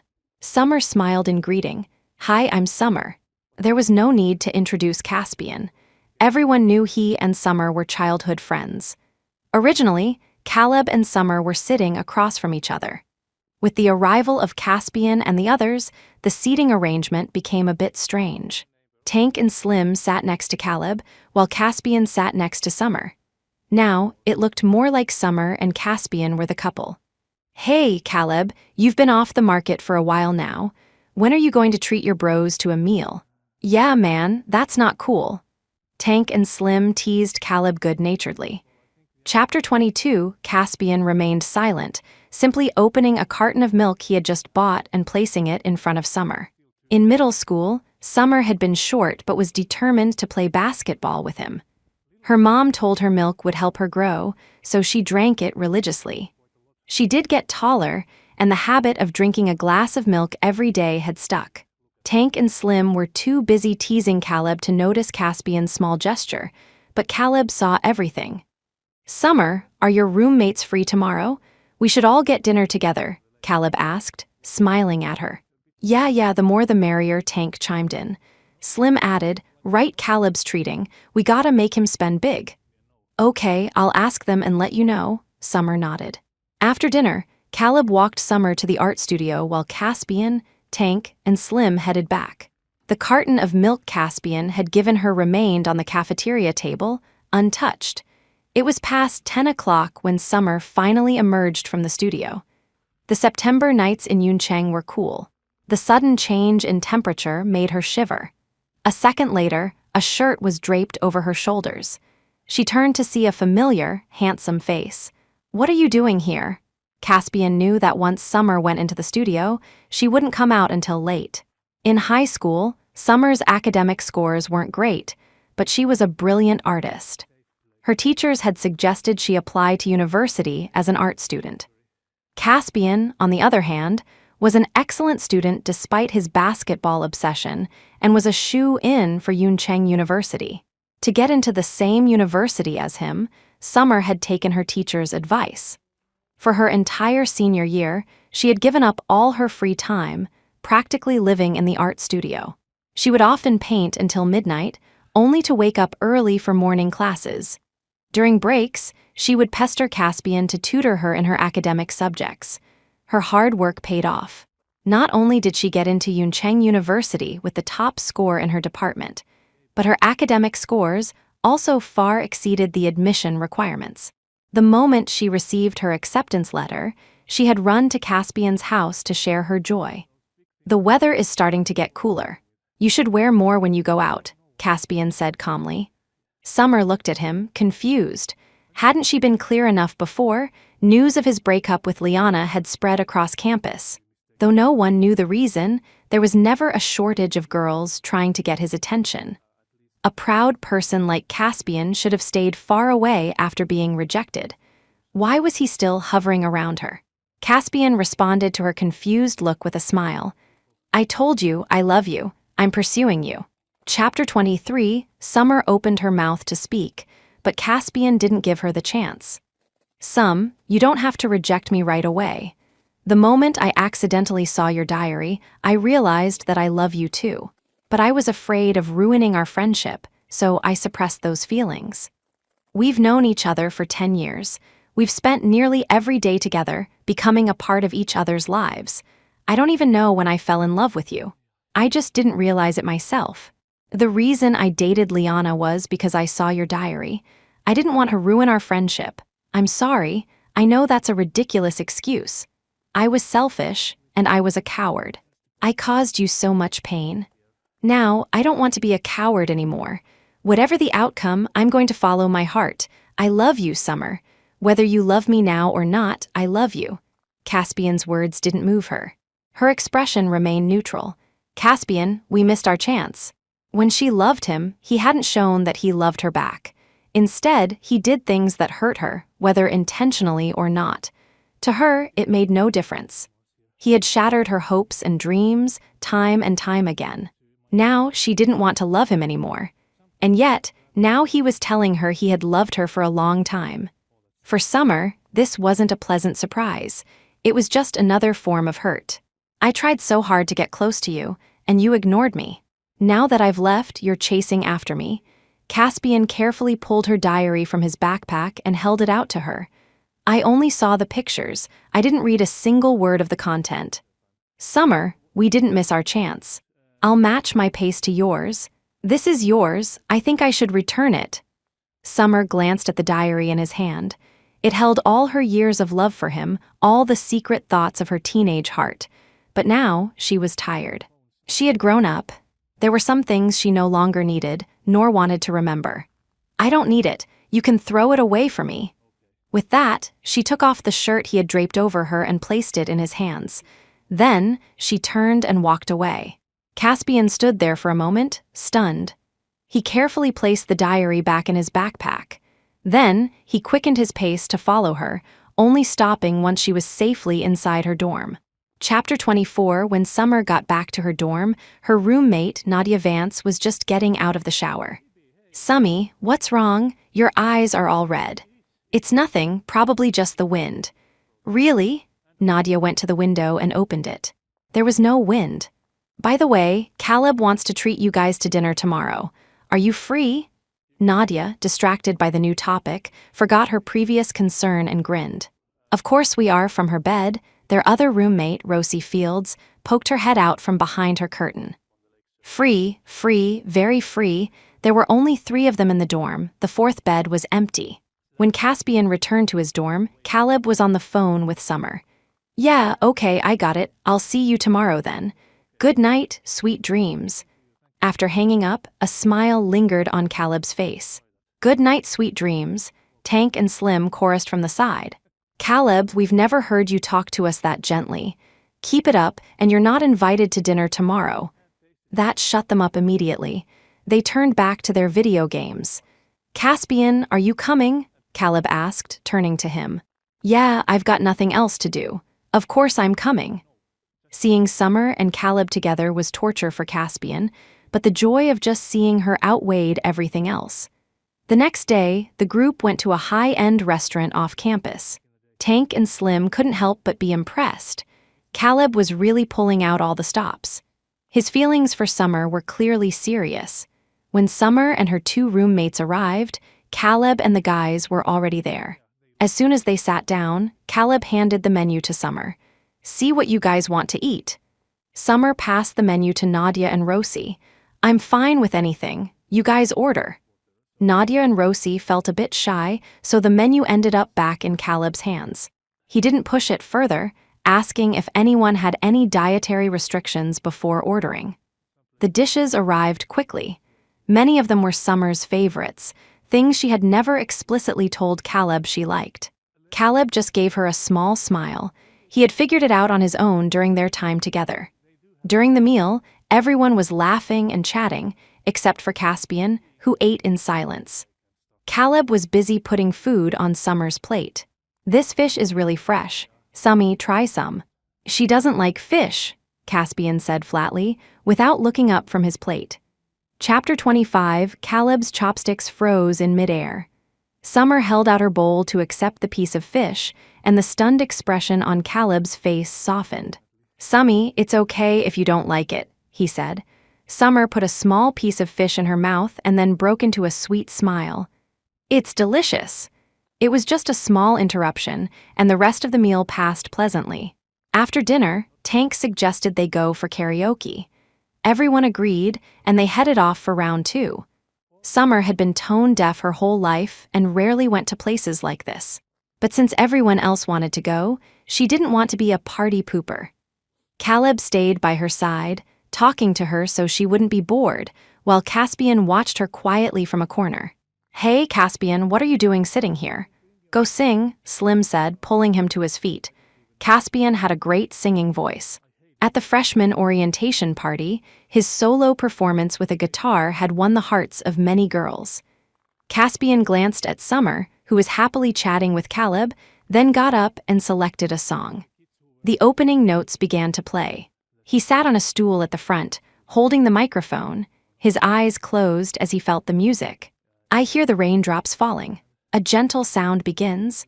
I hear the final school bell ringing in the distance, but I don't hear your voice, clearly calling out my name. I didn't understand love when I fell for you. Only after we parted did I feel the searing pain.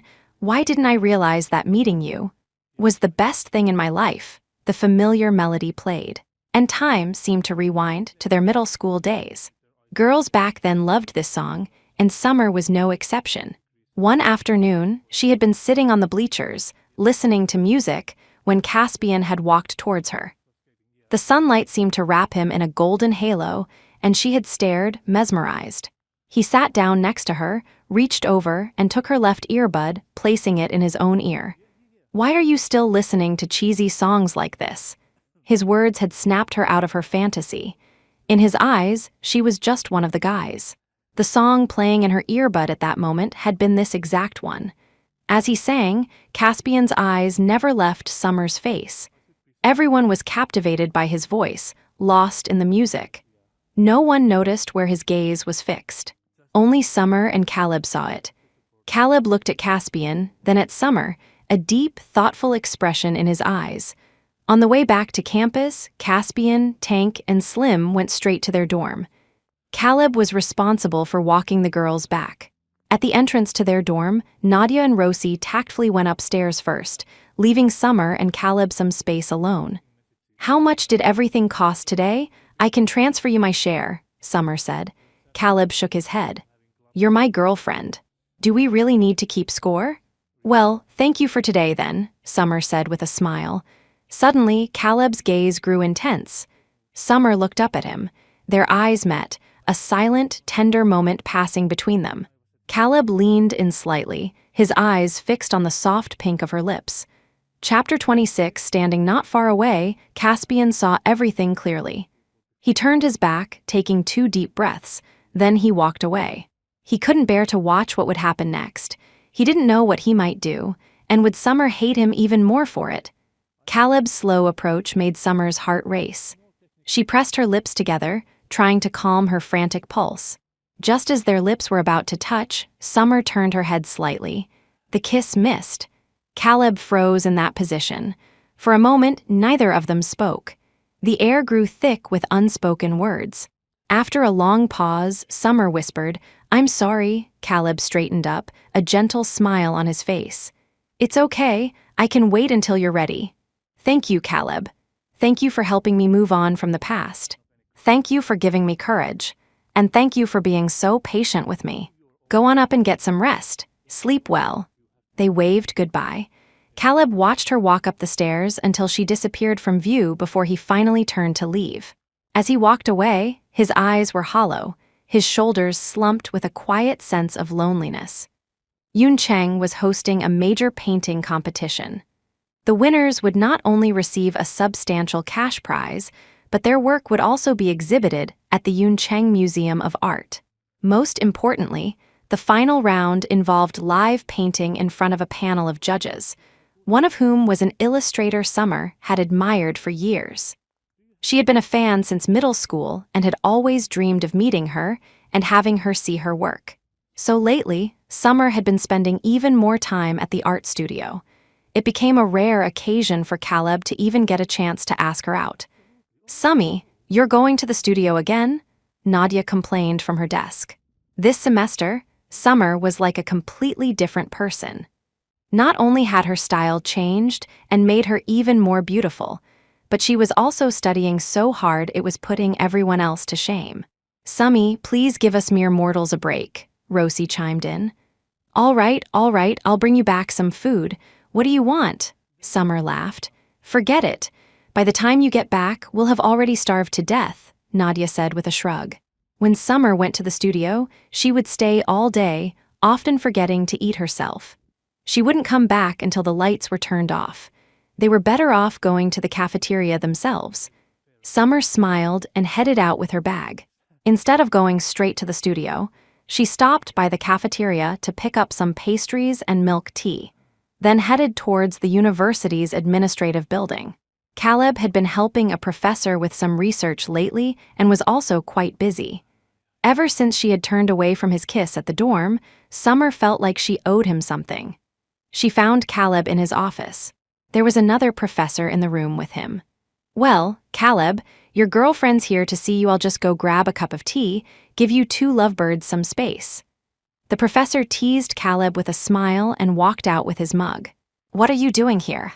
Caleb asked, his face lighting up with surprise. Chapter 27, Does a girlfriend need a reason to visit her boyfriend? Summer replied, raising an eyebrow in mock confusion. Caleb pulled over a chair for her.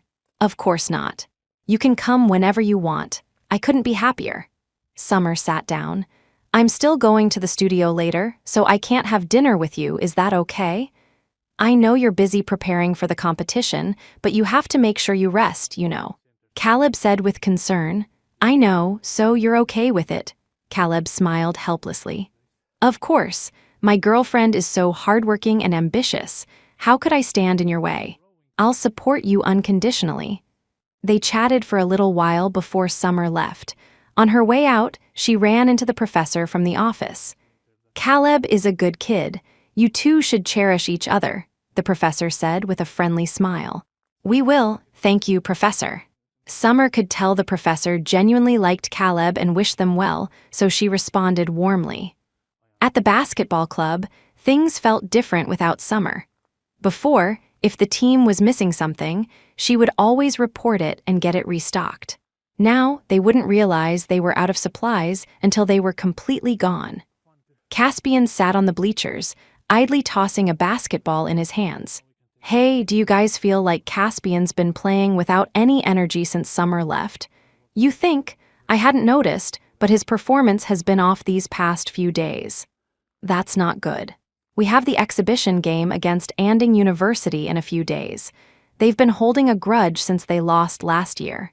Yeah, Caspian is our star player. How are we supposed to win if he's in this state? After some discussion, the team pulled Caspian down from the bleachers. Caspian, what's up with you lately? Have you forgotten about the game in a few days? What game? His mind had been replaying the scene at the bottom of Summer's dorm on a loop. Everything else had been pushed aside. Caspian, don't tell me you're really in a slump because Summer's gone. Yeah, but what does it matter? Everyone was shocked that he had admitted it so directly. In their eyes, Caspian and Summer were just best friends. No one had ever thought of them in a romantic way, probably because Summer on the court seemed nothing like a girl. The day of the basketball game arrived quickly. It was a weekend, and the stands were packed. Summer was supposed to go to the studio, but Nadia had dragged her to the game. Nadia, please let me go. Can't you ask Rosie to go with you? Summer begged. Nadia held onto her arm tightly. No way, Rosie's not here today. You have to come with me. My boyfriend saved us the best seats. In the end, Summer couldn't resist Nadia's persistence and went with her. It was the Yuncheng versus Anding University exhibition game. A year ago, she had been one of the players on the court. Now, sitting in the stands felt strangely unfamiliar. Chapter 28, Summer saw Kyle Price waving in their direction. She was about to wave back when she noticed Nadia waving at him too. She realized he wasn't waving at her. Kyle is your boyfriend. Yep, Nadia said with a grin. The truth was, Kyle had asked Nadia to bring Summer to the game, telling her it would increase their chances of winning. He had made Nadia promise to keep it a secret from Summer. Nadia didn't know why, but she had agreed. Anything for a Yuncheng victory, and, a little selfishly, how could she not help her boyfriend when he asked? If Summer found out, she would definitely accuse her of choosing a guy over her friend. Kyle nudged Caspian and whispered something in his ear. Caspian's gaze shifted to the stands. Just then, Summer was looking at him, noticing he didn't seem to be in good shape. Their eyes met for a second before Summer casually looked away. The previously listless Caspian suddenly straightened up, a new light in his eyes. Once Caspian looked away, Summer glanced back at him. After all these years, it was still the same. She could always spot him in a crowd first. It was as if he glowed, always the most dazzling person there. With the referee's whistle, the game began. The stands were full, mostly with girls. Few were probably there for the game itself, most were there to see Caspian. Every time he got the ball, the crowd erupted in cheers. When Caspian scored, the screams were deafening, a massive shock to Summer's ears. Wow, Caspian scored again, a three-pointer, he's so hot. He's hot just standing there. Hearing the girls next to her, Nadia pouted and whispered to Summer. HMPH, my Kyle is handsome too, you know. Summer wasn't sure if she was imagining it, but it seemed like every time Caspian scored, he looked in her direction. While she was lost in thought, a commotion broke out on the court. Just as Caspian was about to shoot, a player from the opposing team elbowed him in the back. The impact caused Caspian to lose his grip, and the other team stole the ball. The Yuncheng players were furious, but the referee hadn't seen the dirty play. Soon, it was halftime. Nadia pulled Summer along to give water to Kyle. The Yuncheng team was arguing with the referee about the foul, but the player who had hit Caspian walked right up to him to taunt him. So, Caspian Hale isn't all that. Can't even hold onto a ball. Maybe you should stick to playing with toy balls. The Anding team burst into laughter. The Yuncheng players couldn't take it anymore and surged forward to confront them. Just then, Summer vaulted over the railing in a single, fluid motion, landing between the two teams. Chapter 29, the Anding players were stunned by the girl in a dress who could clear a railing with one hand. Yo, are all you Yuncheng guys such wimps? You need a girl to stand up for you. Caspian, who was sitting on the bench, shot the guy a venomous look. Watch your mouth. What? You can act like a coward, but you can't stand being called one? The player hated Caspian's arrogant, superior attitude. He was determined to win this year. Summer recognized the player. He had a bad temper and a reputation for poor sportsmanship, but he didn't recognize the new, transformed her. The one who intentionally fouled is the one who has the nerve to act all high and mighty here. If you can't handle losing, don't play. Hearing her words, a flicker of guilt crossed the player's face, quickly replaced by aggression. He stepped forward and shoved her shoulder. Little girl, what do you know about basketball? Go back to being a cheerleader. Caspian shot up, ready to lunge at him. He dared to push Summer. He was going to make him pay. But just as he stood, Summer's hand clamped down on his wrist. She kept him behind her and stared coldly at the player. This arena has cameras. Whether you fouled or not, we'll know as soon as we check the footage, won't we? The player's face fell. He shot her a glare, then stormed off with his team. That was awesome, Summer. You rock. Summer, the Yuncheng team erupted in cheers. Summer just smiled. Keep up the good work in the second half. You bet Caspian's eyes never left her. Feeling his intense gaze, Summer pulled Nadia back to the stands. In the second half, despite his injury, Caspian played with a vengeance, dominating the court and leading their team to a decisive victory. Putting 2 and 2 together, Nadia finally understood why Kyle had insisted she bring Summer, and why her presence made a Yuncheng win more likely. After the game, everyone was celebrating. Nadia was busy with Kyle, so Summer slipped out through a side door of the gym. The moment she stepped outside, she saw Caspian leaning against the wall. Before either of them could speak, the rest of the team poured out of the same door. Summer, why are you leaving so fast? Come celebrate with us. Yeah, you get credit for today's win too. I don't think I should. You guys go. I didn't do anything, Summer said, trying to decline. The team members exchanged meaningful glances between Caspian and Summer. Then, ignoring her protests, a few of them grabbed her and pulled her along. Forget all that. Let's go at dinner. Everyone was in high spirits and drank a lot. Every time someone tried to toast Summer, Caspian intercepted it, drinking on her behalf. As a result, he ended up drinking the most. Despite his high tolerance, he was starting to get dizzy. Chapter 30, Nadia and Kyle had to leave halfway through dinner. After the meal, the others also started to leave one by one for various reasons. They entrusted the drunk Caspian to Summer, asking her to get him back to the dorm. So Summer ended up hailing a taxi and wrestling a very drunk Caspian into the back seat. Drunk Caspian was like a child, clinging tightly to her arm. Summy, I'm sorry, I love you, I really, really love you, he was mumbling incoherently. Summer, not understanding a word, just asked the driver to go slowly. The last thing she wanted was for him to throw up in the car. Don't leave me, don't ignore me. I'm sorry, I really, really love you. He didn't stop muttering the entire ride. Even the taxi driver couldn't help but chime in. Young lady, is this your boyfriend? I can tell he's really sorry. You should give him another chance. You young people, you don't know what you have until it's gone. People in love should cherish and forgive each other. Summer didn't know what to say, so she just nodded with an awkward smile. There was no point explaining the complicated situation to a stranger. After getting out of the taxi, Caspian was still unsteady. Summer had to support him as they walked step by step. It was the first time she had ever thought the university campus was so big, the walk from the gate to the dorms so long. Thankfully, her years of basketball had given her good physical strength. Otherwise, she wouldn't have been able to support him.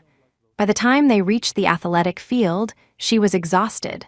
She propped Caspian against the railing and took several deep breaths herself. "Caspian, you need to lose some weight. You're so heavy." Caspian was 6'1" and a lean 155 pounds with a six-pack. He was in perfect shape. But for Summer, at 5'7", it was still a struggle. "I'm sorry, I'll lose weight, I'll listen to you, Summer looked at him, clinging to the railing and slurring her name, and couldn't help but smile. This version of Caspian was actually kind of cute.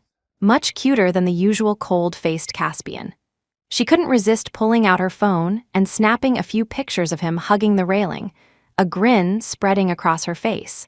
She wondered what his reaction would be tomorrow when he sobered up and saw these photos.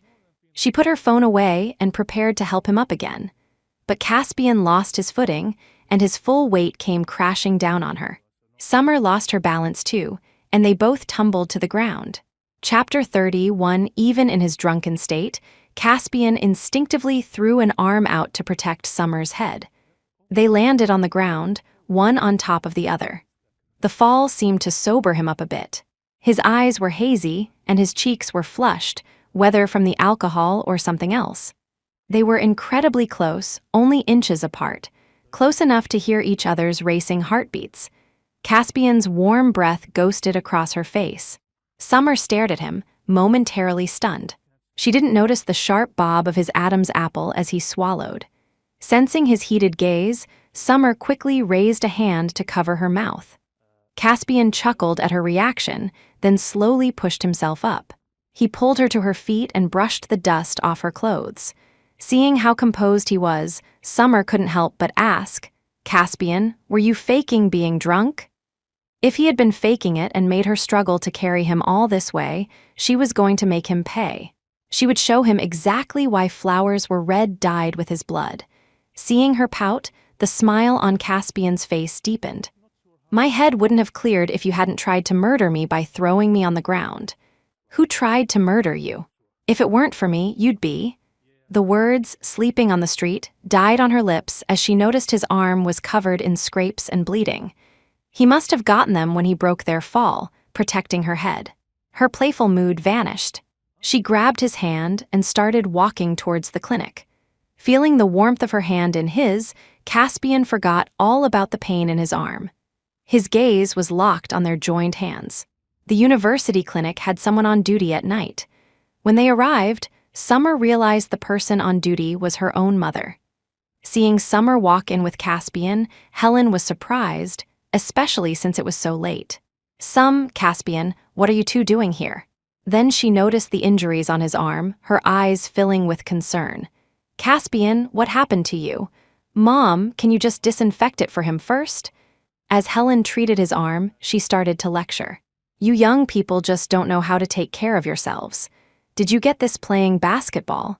Caspian, I'm not trying to nag, but even if you love the game, you have to be careful." Summer was the same way, getting hurt every other day. That time 2 years ago, she tore her ligament so badly the doctor told her to stop playing, but she wouldn't listen. A while back, her leg was almost ruined, and she still insisted on playing. I told her to quit, but she refused. "Good thing now." "Mom, stop it," Summer interrupted, her voice flustered. Chapter 32. Caspian stared at Summer, a look of shock on his face. He remembered that day 2 years ago, when she had taken a hit for him. She had been seriously injured and had to recover for a long time. But when he had asked her about it, she had just smiled and said it was nothing, just a minor injury. Summer avoided his gaze, turning her body away from him. Caspian's handsome brows knitted together, a cold realization dawning in his eyes. "Did I hurt you?" "I swear, you kids will only learn to stop when you feel the pain," Helen said, thinking his frown was from the sting of the disinfectant. Though her words were harsh, her touch became gentler. She had watched Caspian grow up and had always treated him like a second son. A mother's heart is always softer than her words. By the time they left the clinic, Caspian was completely sober. The Yuncheng campus was quiet at night. The sky was a vast, dark canvas, with a bright moon hanging high above and a few scattered stars twinkling like scattered pearls. The streetlights cast a soft, yellow glow. Despite it being late summer, the night breeze carried the chirping of crickets from the nearby grass, a pleasant, rhythmic sound. Summer and Caspian walked along a campus path, one behind the other. The silence was so profound they could hear each other breathe. Caspian watched Summer's back, his heart feeling like it was being squeezed so tightly he could barely breathe. He began, his voice strained, full of unspoken apology and affection. Summer's steps faltered for a moment before she continued walking. She felt her palms sweating, her heart pounding erratically. She didn't know why she was feeling this way. She just didn't want him to know how pathetically she had once loved him. Caspian quickened his pace and grabbed her wrist. She turned to face him. Time seemed to stop. They looked into each other's eyes, both wanting to speak but not knowing what to say. Caspian's eyes were red-rimmed. He felt something wet spill over and trace a path down his cheek. He instinctively reached up to wipe it away and realized it was a tear. Summer stared at him, frozen, her lips slightly parted, her pupils wide. Caspian's eyes, which seemed to hold entire galaxies, were fixed on hers, filled with an undeniable sense of loss and longing. He let go of her hand. In the dim light, she couldn't see his expression clearly, only that he forced a smile. "Let's go, I'll walk you back." Back in her dorm, Summer lay in bed, unable to sleep, replaying Caspian's strange behavior in her mind. 10 years of love weren't so easy to let go of. Even though she had tried her best not to look at him, not to think about him. She had even thought she was truly over him. But how can you get over someone you keep seeing? The moment she saw him, her heart would still beat abnormally. No matter how hard she tried not to look, if Caspian was in a room, he was always the first person she saw. After all these years, it was like an instinct she couldn't control. Caspian was also in his bed, tossing and turning. The memories of their time together, from the moment they met until now, played in his mind like a movie. Chapter 33, the first time they met, Summer's family had just moved into the neighborhood. He was playing with friends when he saw her walk by in a little pink dress. His eyes were immediately drawn to her. Later that Monday, the teacher announced a new transfer student. He had a feeling it would be her. When class started, the teacher let a little girl in. It was, indeed, her. The teacher made them desk mates. Caspian had always been aloof and didn't like being near girls. He found them too noisy. Every time they changed seats and he got a girl as a desk mate, he would find a way to get the teacher to change it. But with Summer, he didn't mind. They slowly became friends. Since they lived in the same neighborhood, they often walked home together. Caspian's parents were busy, so a nanny usually picked him up. Eventually, he told the nanny not to come, choosing to ride home with Summer and her mother instead. When Helen had to work late, Summer would go home with Caspian's nanny. They went to the same middle school and high school. But sometime during her teenage years, Summer had suddenly cut her long hair and started playing basketball with the boys. At first, Caspian didn't understand the sudden change, but he respected her decision and said nothing. They remained best friends. Later, he even thought it was a good thing. Their bond grew stronger, and they spent more time together. The first time he realized he might like Summer was in his sophomore year of high school. A guy on the basketball team had asked him to give something to Summer. He had agreed without thinking. But when the guy handed him a pink envelope, he froze. His hand trembled as he took it. He knew what it was. The next day, when the guy asked how Summer had reacted to the letter, Caspian stammered. He told him that Summer had just put the letter away without much of a reaction. The truth was, that letter was still tucked inside a dictionary at his house. He had never given it to her. He told himself they were in high school with important exams coming up. He couldn't let her get distracted. After the exams came the intense pressure of senior year. Summer's grades weren't great, and he didn't want her to lose focus. In senior year, Summer decided to apply as an art student.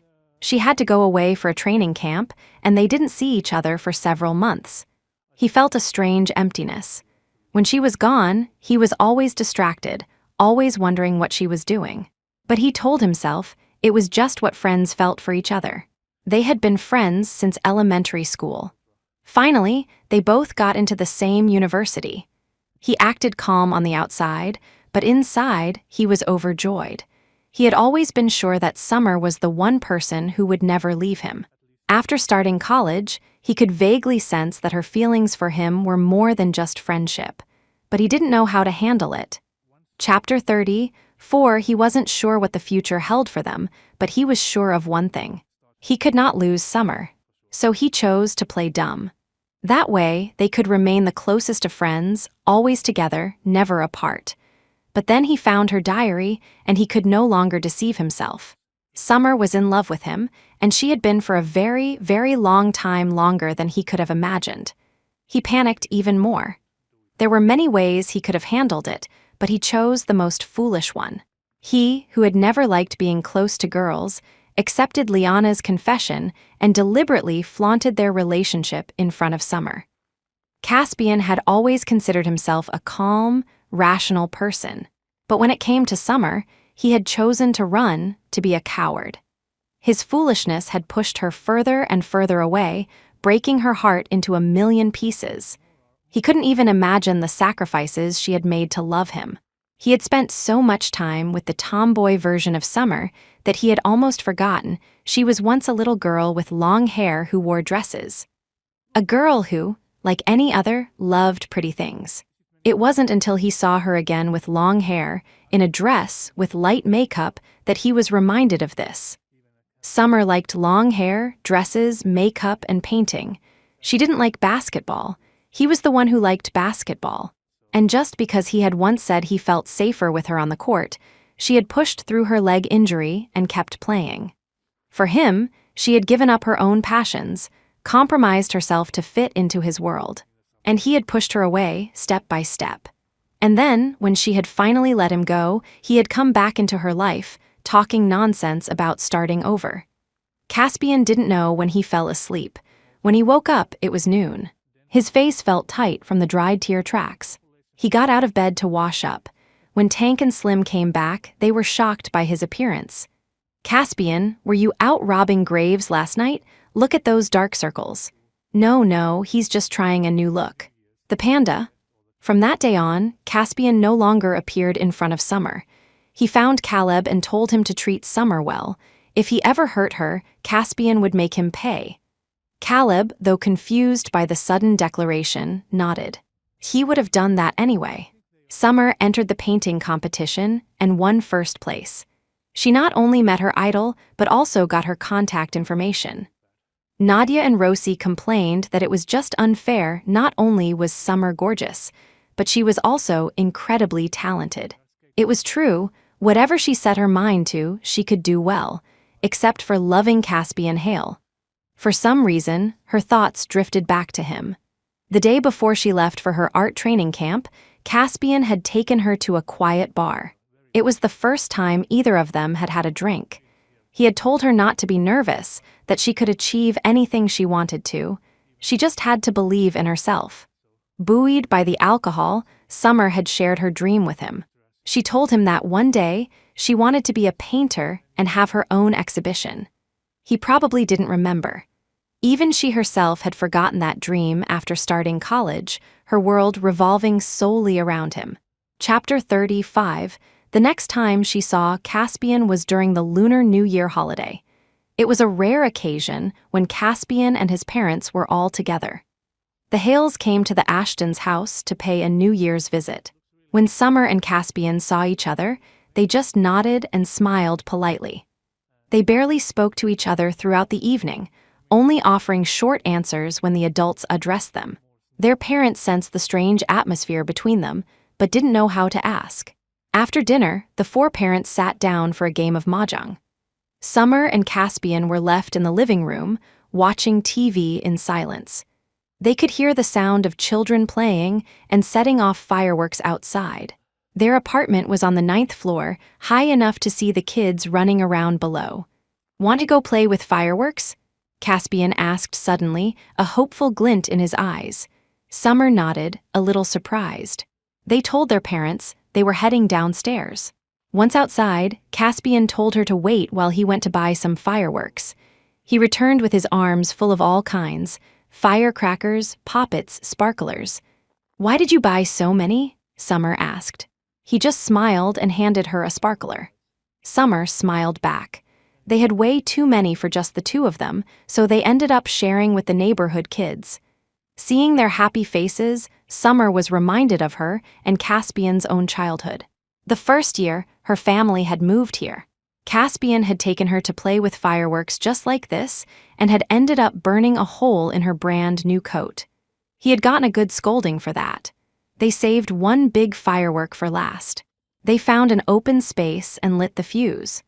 With a sharp whistle, a bright red light shot into the dark sky, bursting into a shower of delicate golden threads that cascaded downwards. They stood side by side, watching it bloom and fade. Caspian suddenly said her name. She turned to look at him, and just then she heard the click of a camera shutter. He was holding his phone, pointed at her.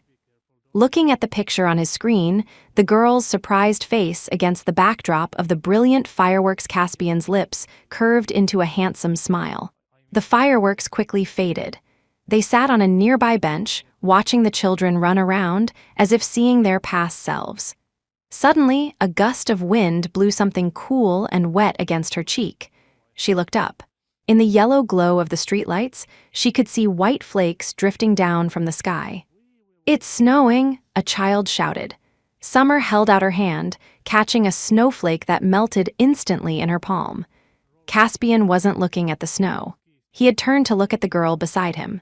Summer's eyes were shining as she watched the snow, sparkling like a moonlit lake, clear even in the darkness. Time seemed to stand still. She looked up at the falling snow, and he looked only at her. After a long while, Summer finally turned to share her joy with him, only to meet his intense, burning gaze. That was the last time they saw each other. Chapter 36. The next morning, a blanket of white covered the ground and the trees. Early in the morning, bundled-up children were already outside building snowmen. Summer stood on her balcony, watching them. "Some were out of soy sauce. Can you go buy some?" her mother called from the kitchen. Summer put on her coat and scarf and went out. As she stepped out of the building, she saw a snowman that was almost as tall as her. It was wearing a blue scarf. She took out her phone, snapped a photo with the snowman, and set it as her wallpaper. Later, when she looked at the photo again, she thought the scarf looked familiar, like she had seen it somewhere before. But then, all scarves looked more or less the same. After the holiday, Summer left for a foreign country. Her idol was teaching at a prestigious art academy in Canada and had invited her to be an exchange student for a year. It was a dream come true. After discussing it with her parents, they gave her their full support. Before the winter break, she and Caleb had parted ways amicably. Caleb was a wonderful person. Without her, he would find someone better. She was incredibly grateful to him for helping her through her darkest time. He was a good friend, an important person in her life, but they weren't right for each other as a couple. When she suggested they break up, Caleb had just smiled and nodded in agreement. Before boarding the plane, she received a call from him. His voice was low, tinged with reluctance. "Summy, take care of yourself in Canada. You need to know that you are the best, and you deserve all the good things in this world. I wish you a future as bright as you are. Thank you, Caleb, you too." After hanging up, tears streamed down her face. She wiped them away and kept walking. On the plane, she looked out at the blue sky and white clouds and whispered, "Goodbye. Goodbye, Yun Cheng." Summer didn't tell Caspian she was going to Canada. He didn't find out she was gone until the new semester started. On the first day of classes, he deliberately waited at the neighborhood gate, hoping to catch a glimpse of her. But he waited for a long time. Even though it was early spring, the weather was still bitingly cold. Caspian stood there in a long down coat, his ears red from the cold. He waited from morning until noon. Even the security guard felt sorry for him. "Young man, are you waiting for someone? You can come inside and wait." Caspian shook his head. He had a bad feeling in the pit of his stomach. At 1 o'clock, he dragged his suitcase to Summer's front door. Helen opened it, surprised to see him. "Caspian, what are you doing here?" "Auntie Helen, is Sum home?" "Sum left for Canada right after the holiday. Didn't she tell you?" Caspian didn't know how he got back to the university from her house. The entire journey was a blur. He felt like a wooden puppet. Back in his dorm, Caleb had also returned. Seeing Caspian sitting there, Caleb said nothing, just quietly unpacked. "You knew, didn't you?" Caspian's voice was heavy. It took Caleb a moment to realize he was being spoken to. "What? About Sum going to Canada?" Caleb fell silent. He didn't know what to say. He just nodded, his expression somber. Caspian fell silent too. Chapter 37. For a long time after Summer left, Caspian was like a walking ghost. He barely spoke and refused to interact with anyone. He filled his schedule to the brim with classes and activities. People told him he needed to rest, but he paid them no mind. He agonized over whether to message Summer. He would stare at their chat history for hours, typing and deleting messages, but he never sent anything. If she didn't even tell him she was leaving, she probably didn't want him to bother her. After Summer was gone, Liana tried to approach him, but Caspian walked past her as if she were a stranger, ignoring her calls. "Caspian, you're a coward. You're the one who pushed Summer away. Don't you dare act all heartbroken now," Liana yelled at his retreating back. Her words made him pause for a second, but then he kept walking. "Yes, I am a coward." One day, Caspian visited all the places he and Summer had been to together, and the places she had wanted to go but he had refused. Finally, he ended up at the quiet bar they had visited in their senior year of high school. That night, Summer had told him she wanted to be a painter and have her own exhibition.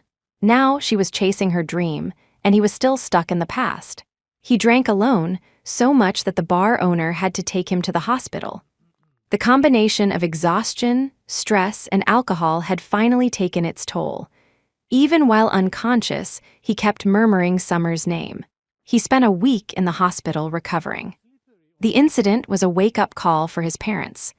They realized how little attention they had paid their son, so focused on making money that they had forgotten their original goal was to provide a good life for their family. They had missed so much of his childhood, and their own relationship was in tatters. After his recovery, Caspian returned to a semblance of normalcy. He went to class, he lived his life, but he was even more withdrawn than before. Time passed, and soon it was Summer's birthday. In Canada, she couldn't go to Golden Peak Monastery for a Peace Corps this year. Her classmates found out it was her birthday and threw her a surprise party. Surrounded by their warmth, Summer laughed and smiled. But after the celebration, the loneliness felt even more acute. That night, she stood on her balcony with a glass of wine, looking up at the sky. Only after coming to Canada did she truly understand the meaning of homesickness. Suddenly, her phone rang. It was a video call from her mother. "Sum, guess what your dad and I are doing?" Her mother flipped the camera, and Summer saw her father busy in the kitchen. He was rarely home, let alone cooked, but he was an excellent cook. Then the camera panned to the dining table, which was laden with all her favorite dishes. In the center was a birthday cake. "Sum, happy birthday from Mom and Dad." Chapter 38. Summer's eyes turned red. She fought back tears and forced a smile. "Thanks, Mom. Thanks, Dad." Her parents knew she must be lonely in Canada, so her father had taken the day off work to give her this surprise. Even if she couldn't eat the food, just seeing it was a comfort. "Sum, are you doing okay over there? You have to take care of yourself," her mother asked, her voice filled with worry. "Don't worry about me, I'm doing great. My teachers and classmates are wonderful. You two should take care of yourselves. Dad, don't work too hard." Her father's eyes were also misty. "Our Sum is all grown up." Her mother nudged him gently. "It's her birthday, we should be happy." Summer laughed, a genuine warmth spreading through her chest.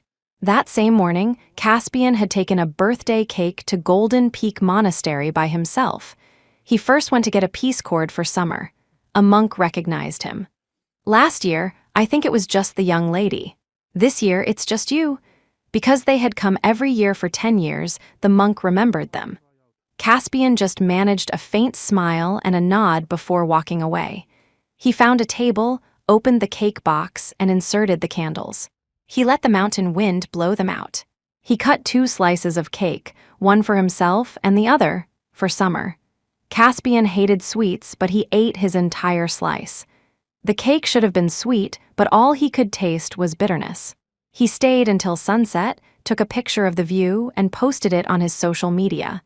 Only when night fell did he finally leave. In Canada, Summer saw his post. She clicked on the picture. She immediately recognized the sunset from Golden Peak Monastery. He went to the monastery this year. She opened their chat window and just stared at it. After a long time, she closed it and put down her phone. During her time abroad, she had kept in touch with Caleb and would occasionally hear updates about Caspian from him. She knew he had gone through a rough patch after she left, but had eventually returned to normal. Perhaps time would fade everything away. A year passed quickly. Summer didn't return to China. Instead, she stayed in Canada, completing her final project for Yuncheng University remotely and successfully graduating. Then, she decided to enroll in a 2-year advanced studies program. When Caspian heard the news from Helen, his expression was unreadable. Her parents saw the look in his eyes and just shook their heads helplessly. They couldn't interfere in their children's lives. That night, Caspian called Mason, and they went out for another round of heavy drinking. Mainly, Caspian drank while Mason kept him company, making sure at least one of them stayed sober. Drunk Caspian just kept muttering Summer's name. Some, why won't you come back? Why? I'm waiting for you. Do you know, waiting? I'm waiting for you. Seeing that he was completely incoherent, Mason cut him off. Chapter 39, Drinking to Drown Your Sorrows, was one thing, but at this rate, Caspian was going to end up in the hospital again. Mason took him back to the Hale residence. It was Eleanor Hale, Caspian's mother, who opened the door. Mason rarely saw her and was a bit taken aback. He probably should have just gotten Caspian a hotel room. Looking at her drunken son, Eleanor just sighed deeply and had Mason help him to his room. Lying in bed, Caspian was still calling out Summer's name. Eleanor gave him a long, meaningful look, then turned to Mason. Thank you, Mason. You should get some rest too. You're welcome, Mrs. Hale, it was nothing. With that, Mason left. Eleanor stood by her son's bed for a long time before pouring a glass of water and placing it on his nightstand. She quietly closed the door behind her. She didn't know the details of what had happened between Caspian and Summer, but she knew Summer was a good girl and would have approved of their relationship. But from the looks of it, it was a one-sided love now. After graduating, Caspian joined his family's company at his parents' request, which was a perfect fit for his finance degree. Caleb returned to his hometown of Ocean Crest. On the day he left, he and Caspian shared a hug and a handshake before parting ways. As they turned away, both felt a sting in their noses. 2 years can feel long and short at the same time. Every year on Summer's birthday, Caspian would still go to Golden Peak Monastery alone with a cake, get a peace cord, eat a slice while watching the sunset, and post a picture. Since joining the company, Caspian had taken the reins, and his parents had gradually stepped back. Under his leadership, the Hale Corporation had doubled in size in just 2 years.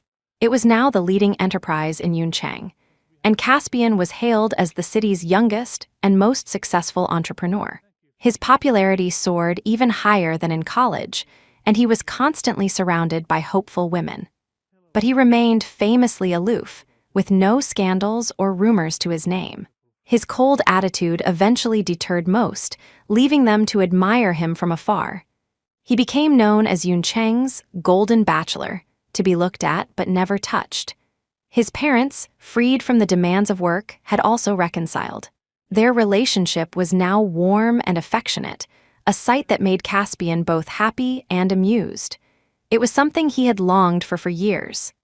Meanwhile, Summer had also completed her studies in Canada and was on a plane back home. In the past 2 years, she had produced a number of works, many of which had been published in major art magazines. She was now a painter with a growing reputation. Her plan was to open her own studio and art gallery. She hadn't told anyone she was coming back today, wanting to surprise her parents. When the flight attendant announced they had entered Chinese airspace, Summer looked out the window. Even the clouds looked prettier over her home country. Yun Cheng, I'm back. Chapter 40. After landing, Summer took her suitcase and went straight to Yuncheng University. She knew her mother would be at the clinic, and her father was likely in surgery. She went to the clinic first. The moment Helen saw her, tears of joy streamed down her face. Her daughter was finally home. Summer hugged her mother tightly. She was back, and she wasn't leaving again. Her mother still had a little while before her shift ended, so Summer decided to walk around the campus while she waited. Walking along the familiar paths, it felt as if nothing had changed, as if the past was just yesterday. But she had changed. The dramas of her youth had been smoothed over by time. She wandered through the entire campus, the library, the basketball court, the dorms, the lecture halls, the cafeteria, the art studio, and finally ended up at the main auditorium. Every place held countless memories. At the entrance to the auditorium, a crowd of students was gathered around a sedan. A man in a suit walked to the car and got in. Because of the distance and the crowd, Summer couldn't see his face clearly. The excitement of the crowd made it seem like a celebrity was visiting.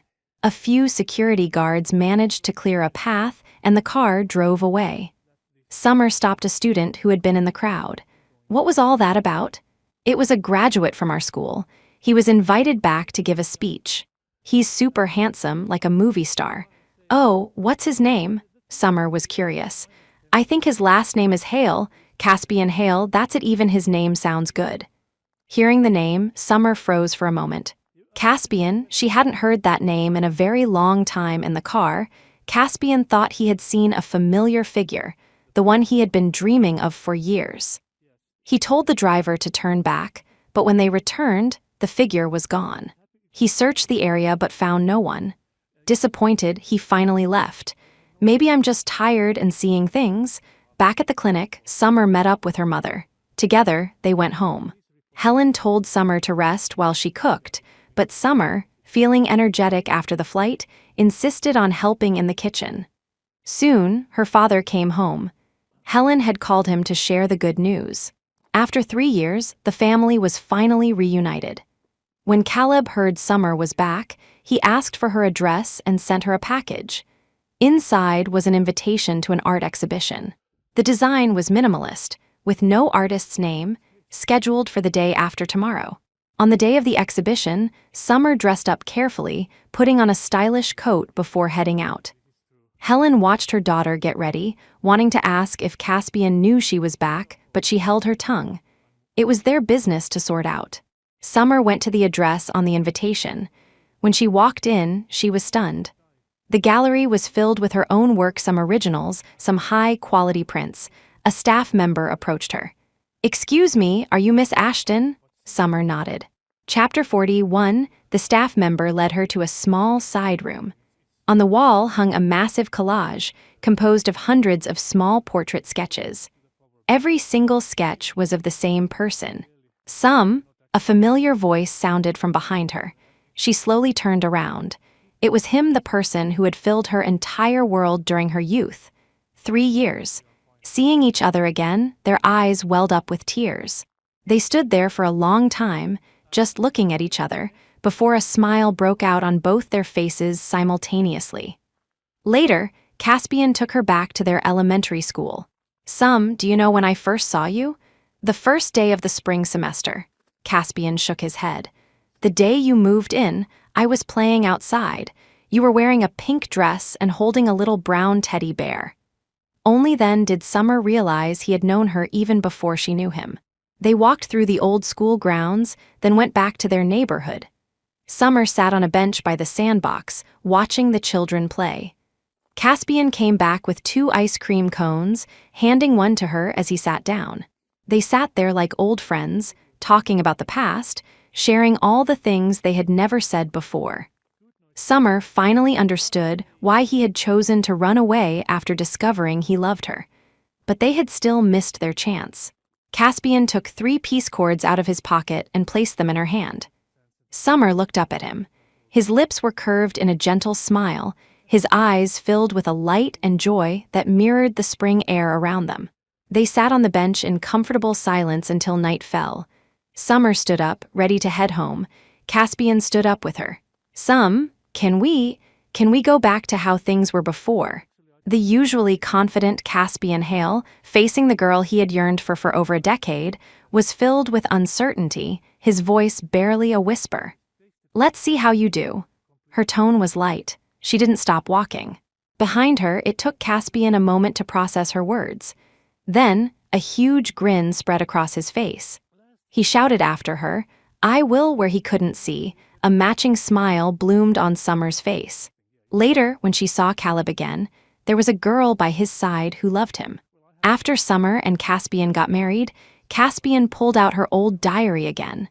They curled up on the sofa together, flipping through the pages. The Summer of today was no longer the little girl afraid of her secrets being discovered. Looking back, the past seemed to have a soft, nostalgic filter over it. Everything was so innocent and beautiful. Summer teased him, saying his slow reaction time was the reason they had missed so many years. But Caspian argued that he had loved her from the moment he first saw her. There was no missed chance. True love, he said, always had to go through trials before it could last. Besides, they had already spent a decade side by side. The 3 years she was in Canada, he had thought of her constantly. And now they had a lifetime ahead of them. For every day, every minute, every second of our future, I will love you with everything I have. Thank you for loving me for so many years. Thank you for giving me another chance.